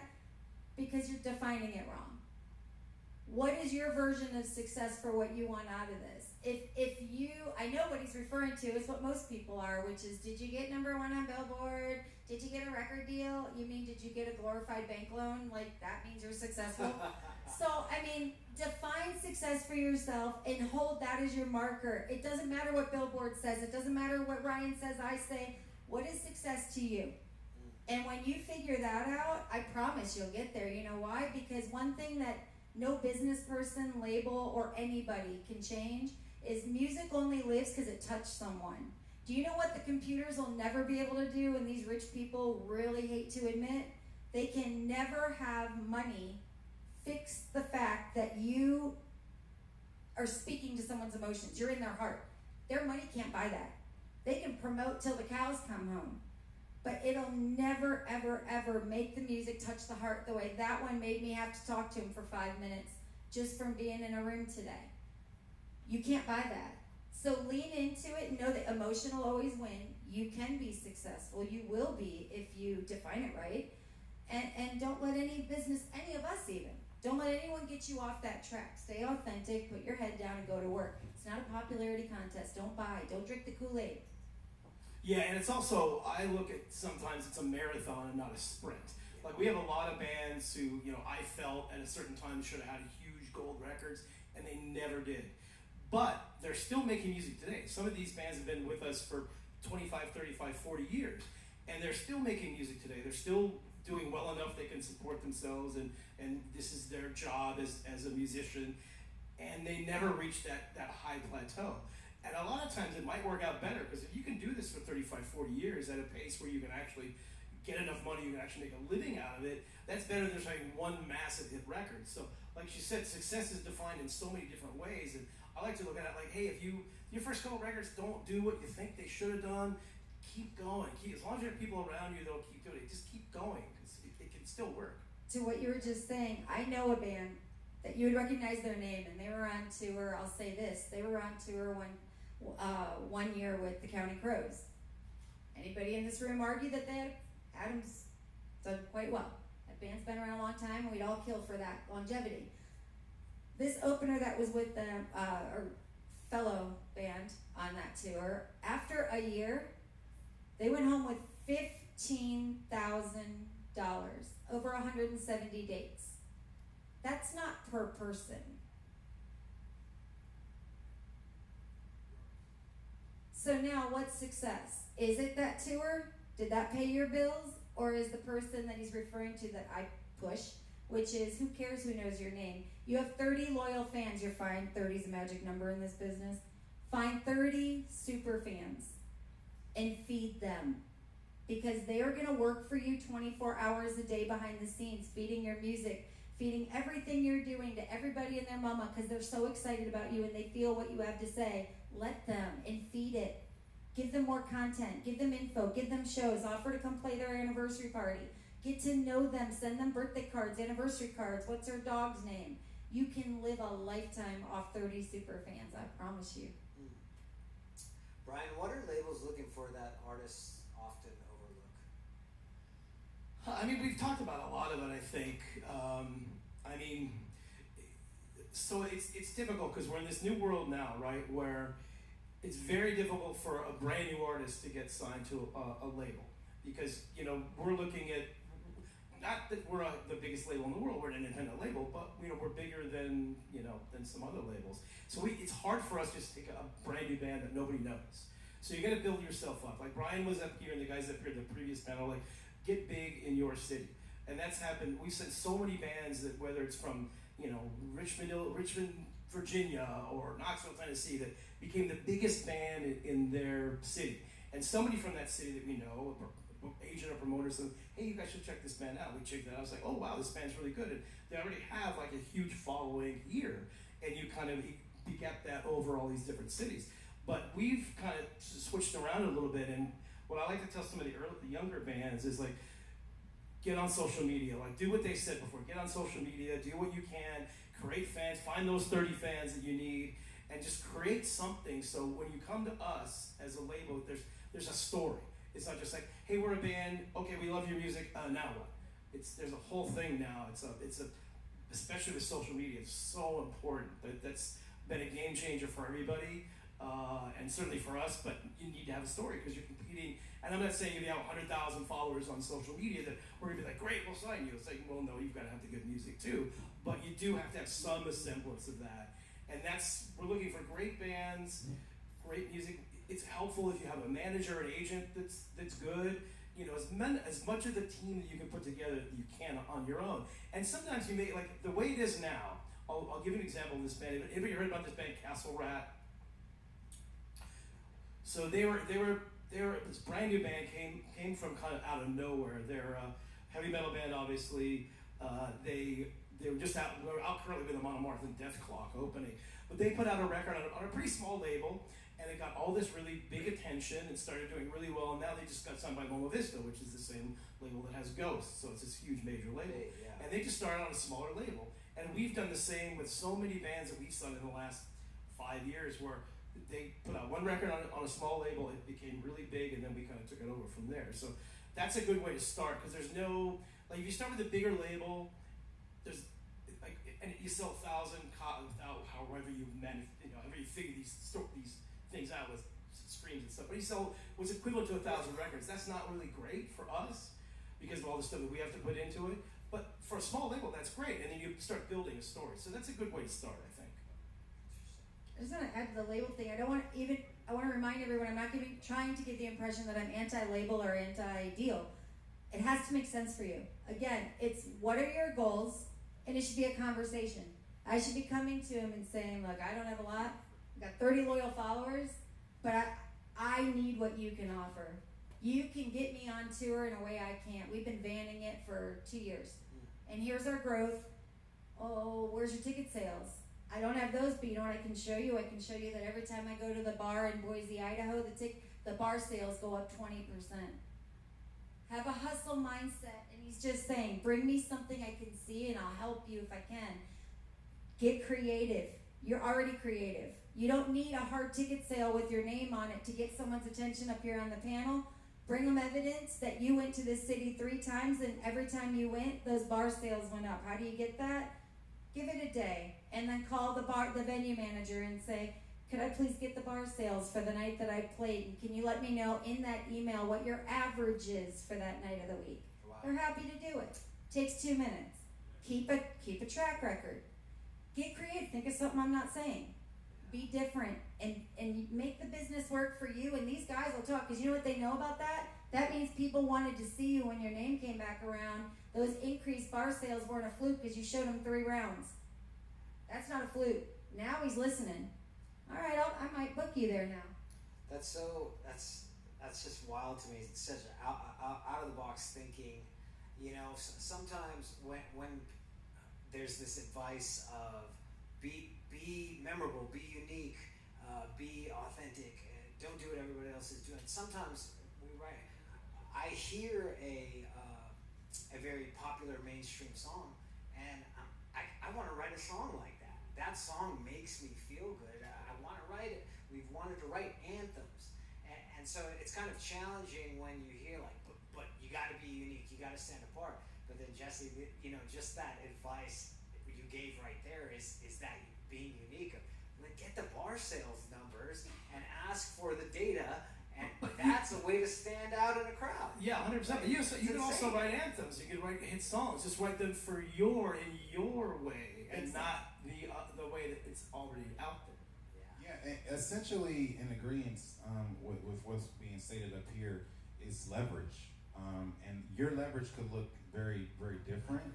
But essentially, I tell artists all the time, don't try to skip steps. Like, you can't have just put out your first album and then be like, can you connect me to an A&R? Can you get me to so-and-so label? It's going to waste my time and your time, because they're just going to say no and slam the door in your face. Until you have some type of leverage. And it may look like your ticket sales in Idaho.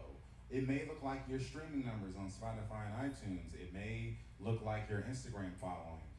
But you need to have you need to build up some sort of leverage before you even think about reaching out to people that can kind of be a gatekeeper and change your situation. You know what it will always look like? A human engaged with what you have to say. If you can't prove that, don't bother. It can be 10 people.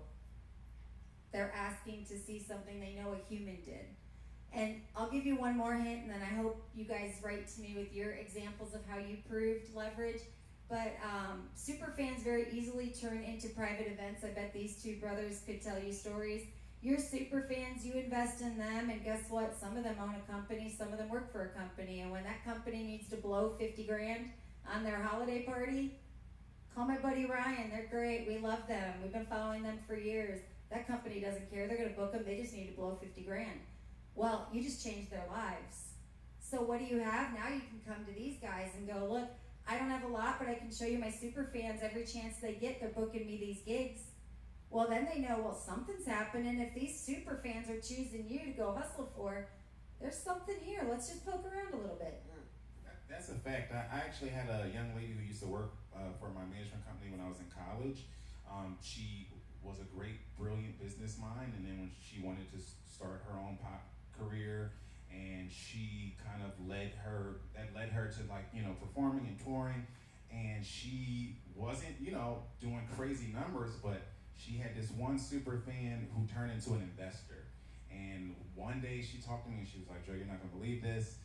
This guy wants to, like, give me 50 grand to, like, fund my next project. And I was like, how did this happen? And she was like, he just started listening to my music. He was super on fire about it, and he, like, happened to be some executive for some random oil company. I met Ryan through one of my clients that is a super fan, gave him a tour bus and an unlimited gas card for how many years till the pandemic, and it was a super fan. It's amazing. All right, let's jump around a little bit. Brian, so you've been working with artists for decades. What are some of the biggest advantages artists have today that musicians didn't have 20 years ago? And also, what are some of the disadvantages? That could take an hour, which I don't want to do. I think the biggest advantages now is that there's unprecedented access to music. If you go back 20 years ago, you know, you had to buy a record to hear it, or you had to listen to the radio. And there's very few ways you could access music. Now, YouTube, if you want to hear a song, it's very easy to listen to it. Or if you heard, I heard this band's really good, but I've never really heard them, you can easily go listen to it. And that has changed, I think, for everything. Because we have a lot of bands, for example, this band like Monomarthy's playing here next week at Planet Hollywood, where, you know, they're playing arenas around the world, and they're this huge band. They're like a death metal band, which is odd for them to be that big, but it's because so many people can listen to their music. It's like you don't have to. It's not a secret sort of thing like it used to be. So I think that's probably the biggest thing now that's changed for bands. The opposite thing is that there's so much competition. I mean, there's a zillion bands out there, and you're competing for so much space and so much noise.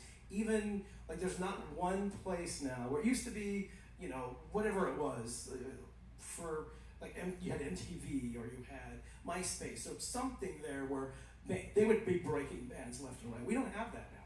It's very hard for a band to get through all the noise. And I think that's the biggest disadvantage now. I would say, for sure, for disadvantage, for me, I think the biggest advantage is direct to consumer. You have so many platforms like Patreon and Substack.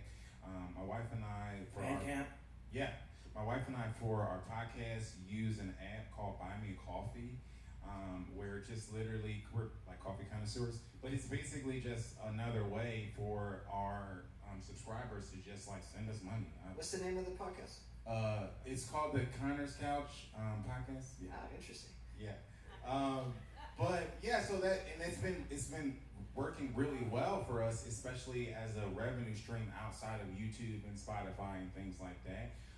So utilizing these things, there's another podcaster that we know of in the space that completely makes his living off of his Patreon episodes. He'll put his Patreon episodes up early, and he's getting a revenue from YouTube, obviously, but the bulk of his income is from his subscribers on Patreon. That basically, that small community that just funds his life. That's a huge advantage today that back in the day, you weren't able to do that and to feed your audience like that. You guys have inspired me that I'm going to give away one more. There's a lot I'm not giving away, but that's for one-on-ones. But if you change your brain, if you guys are still in this room, you care enough to be here, and I'm going to give it to you.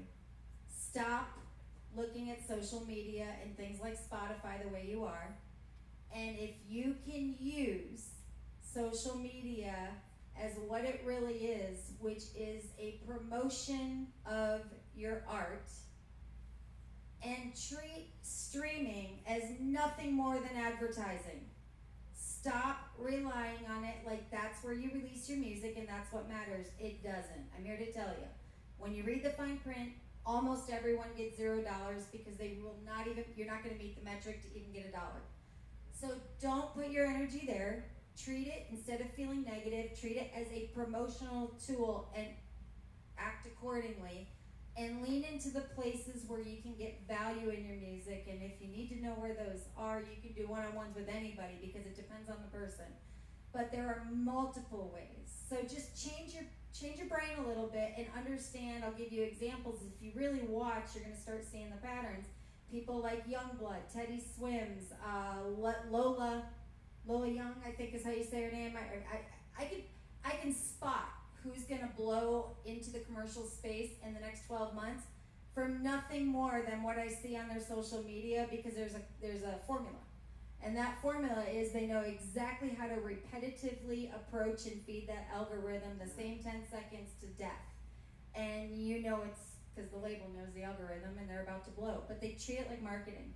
So just be a little more studying of this, and don't think that releasing music on Spotify is just gonna, it's over 100,000 songs a day. Good luck. Do we have So a question? be different. Yeah, that's amazing. Did you say a question? Yeah. Or what was it? I'm sorry.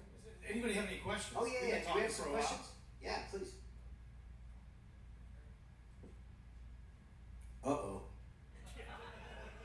Just kidding. Just kidding. So that was a very, very insightful chat, you guys. Thank you so much. My question is, earlier in the panel you mentioned being likable, right? To the gatekeepers. So what happens if perhaps you're not likable to certain gatekeepers? Your music is good, you have a fan base, you know, you have a history, you have a story. A message, right?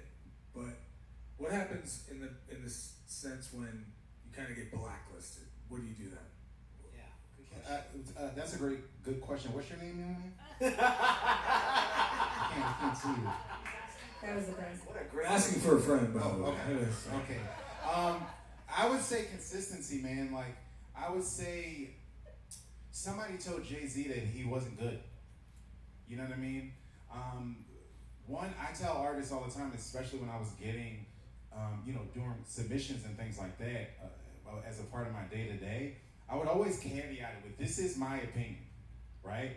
So you might talk to another guy. It only takes one yes for somebody to change your life, right? You might talk to another guy, you might talk to another guy, and then somebody else that might have more power and more pull than me might love what you're doing, might love what you're selling, and want to take it to the next level. There's always going to be another door to knock on, and the consistency part of it is what brings you there. Like, just not being tired and not taking no for an answer. You just gotta find one person that likes you. And to your point, which I had the good fortune of, at one point when I was still in Nashville, I was asked to work with a songwriter that, I'll still tell the truth, is to this day one of the most talented people, both in vocal ability and songwriting, that I've ever heard grace the earth. And I don't like to give compliments, especially to them. But their ego was so enormous for a guy that was still sitting on a bar stool and had a long way to go, that I was buying him clothes while he was sleeping in my guest room, that nobody could stand to be around him. Now, I rode that train for a year when next thing I know, I'm sitting embarrassingly so in a very, very important business meeting publicly in a restaurant, when there he is, I forgot that his TV thing was going to be that night, and there he is on live TV, and told one of the biggest music business moguls on the planet essentially to go F themselves on public TV. Now, I had a decision to make in that moment. Am I going to continue to ride with this guy that there is no doubt is one of the greatest talents to ever grace this earth, or do I need to give him the lesson he needs? And when they got back off that plane, I said, we need to part ways. Here's all your things. I don't even want $1 of the money you owe me. Keep it. To your point, sure, other people drank the Kool-Aid for a little while because you can't, opens his mouth and the world just stops because everybody's like, I want a piece. The business people see, cha-ching, cha-ching. 5 years later it is now, and he's back in the Midwest, occasionally getting a bar gig at a pool hall. You tell me how that worked out for him being a jerk, because it wasn't the talent. More questions? I saw one back there. Tony, did you have one? So one thing that I noticed you guys said throughout the night, like the only thing that seems like is constant is like the industry is consistently changing. So when it comes down to that, like how do you guys deal with making like a huge pivot or being flexible with you guys throughout time? So if there's any strategies or anything you guys go through like to help out, that'd be cool. I would say always be a student. Like, don't ever think that you know it all. Don't ever think that you've gotten there, especially in the age of internet. People typically shy away from things that are foreign to them. I would say run towards it. Like, if there's something that you don't really understand or it's a little bit above your head, like lean in and try to figure out whatever it is. Perfect example, this AI stuff, right? There's a lot of people who, I find that it's kind of people fall on one side or the other. They either love it and it consumes their day, or they hate it and they don't use it at all. We need to kind of be somewhere in the middle, in my opinion. Like, you know what I mean? Like, it's happening. It's inevitable, right? So whether you think, you know, I'm an artist and I'm sensitive about my shit and I'm never going to use this to do, it doesn't matter. Like, the AI stuff is coming, especially in the music industry. So that's just an example of, like, you need to figure out how to use it to your advantage. Ask questions, do research. There's so much information at your fingertips today, but always continue to be a student. Yeah, it's here. It's here. I mean, you know, some artists use it. Okay, I mean, in my world, none of our artists really use it for anything. I mean, they might ask a question to ChatGPT or something, but it's not there. But the bigger issue that's kind of scary, so there's this whole underlying of artists, or people, I should say, that are creating music that sound exactly like certain bands, and they're getting it out and selling it. And there's things you can do about it, but it's kind of frightening. It hasn't hit my world too big yet, but I've seen it start happening where you listen, like, for example, there's a German heavy metal band called Blind Guardian, and somebody put something out on Spotify and all the streaming services called Blind Guardians, and basically just rewrote the entire catalog via AI. Probably took them an hour, and it's all out there. They're making a bunch of money. They had to go back and take it down, and it's a whole thing. So that's the next looming issue in the music business, is how all that's gonna come into foray here. So the thing about AI is, takes a panel to really cover this, but I'll keep this short and sweet, is that, yes, except that we're talking about the Constitution of the United States. That's what people don't understand.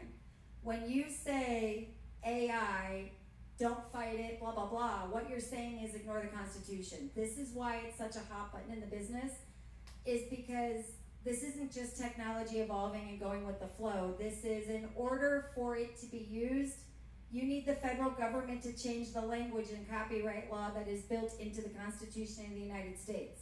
Do you think anybody in Congress wants to put their name on that says, my name is the one who said that a machine matters more than the intended person in the Constitution that's defined as the work of an author's mind? Nobody wants that responsibility. So we're a long way from being able to actually open the door to AI in the music business. There's no way to protect it. There's no way for the machine to authorize licensing. So we're a long, long way constitutionally from really being able to accept it. So I'm going to encourage people, stay knowledgeable, understand it, use it in other capacities, but when it comes to art, do everything in your power to avoid it, because behind the scenes, the music supervisors know that they can't use it, and you can't copyright it yet, so don't. Amazing. Any other questions? We got to wrap up here soon. I definitely want a couple minutes. We have a 5 o'clock curfew. I want us to be able to mix and mingle, but do we have any questions for these amazing people up here? If there was one, I've had a handful of questions, and in your guys' answers, you guys answer the next question, so it's great. If there was one piece of advice that you guys could give to every young musician in Las Vegas and beyond, because this is being recorded, trying to make it, what would it be? And I know we touched on it, and defining success, define your own success, that's brilliant. Is there some specific routes of advice you could give for artists trying to make it?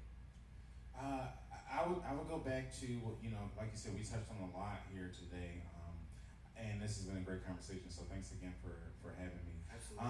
I would say invest in yourself. like he said, there's so much noise, and it's such an oversaturated market. But investing in yourself is going to help you kind of live above the fray there, because the bulk of what so many artists, aspiring artists do, whether it's musicians or pop singers or rock bands, they just kind of leave it up to the algorithm. Like, you know what I mean? And you cannot do that today, because especially now the algorithm is working against you. They want you to feed it with dollars before they expose you to the audience that you're looking for. So unfortunately, you kind of have to play the game social media wise to make sure that you're promoting your posts, you're pushing things, you have a marketing strategy, you're going outside of social media to market, right? You just pressing send on a post is not going to get you where you want to go, right? So now you have to look at unconventional ways to market yourself, right? You can start, a lot of artists don't even know, you can get a billboard for $100 depending on what city you live in. But you can put your QR code on a billboard with your, you have to. And then post that. And then people will see that and be like, look what he's doing. So yeah, you just gotta be unconventional, but you have to invest in yourself before you can expect somebody else to invest in you. I just say love what you do. I mean, what's the big cliche? If you love what you do, you never work a day in your life. Just love what you do, love everything about it, and just do that, and you'll have a great chance to have a wonderful life. How's that? Yeah, appreciate that. What they said, and find the balance between constructive criticism and what should apply to you, and tuning out the rest, because you do need to be not to pick on anybody, but like Ryan, Adrian, George, you do want to hear them out. They've been there. They've been where you're trying to go. So if they have something to say, listen to it, right? But know what you should keep of that. Maybe it's what they said, and then you modify it and add to it. But finding that balance, and then staying true to yourself, and nothing else matters. It's all going to be about your hustle, and as long as you're touching human hearts, they will back you, and it doesn't matter what any of us say. So just keep kicking butt. I love that. Not been there, still there. We have a lot of entrepreneurs in the room too, and it's just amazing that all of this, it all relates, even if it isn't music industry. We have amazing realtors, loan officers, electronic payment company owners. It's just, it all relates, this human connection and this information that you guys have offered today. We invest in each other, right? Yeah. Like, we're actually investing in each other. That's why we say the music matters, but you know what? It matters later. We're investing in these relationships that I look forward to continuing after this. Yeah, absolutely. So Joe Connor, Brian Slago, Jesse Monville, thank you guys so much for being here. Everybody, please give it up for them. We could go on for many more hours, but thank you so much for being here at the Music Industry Mixer. The bar is still open. We've got a little bit of time. Please ask some questions, get some contact information, and we'll see you tomorrow night right back here at the space for the evening concert celebration. Thank you guys.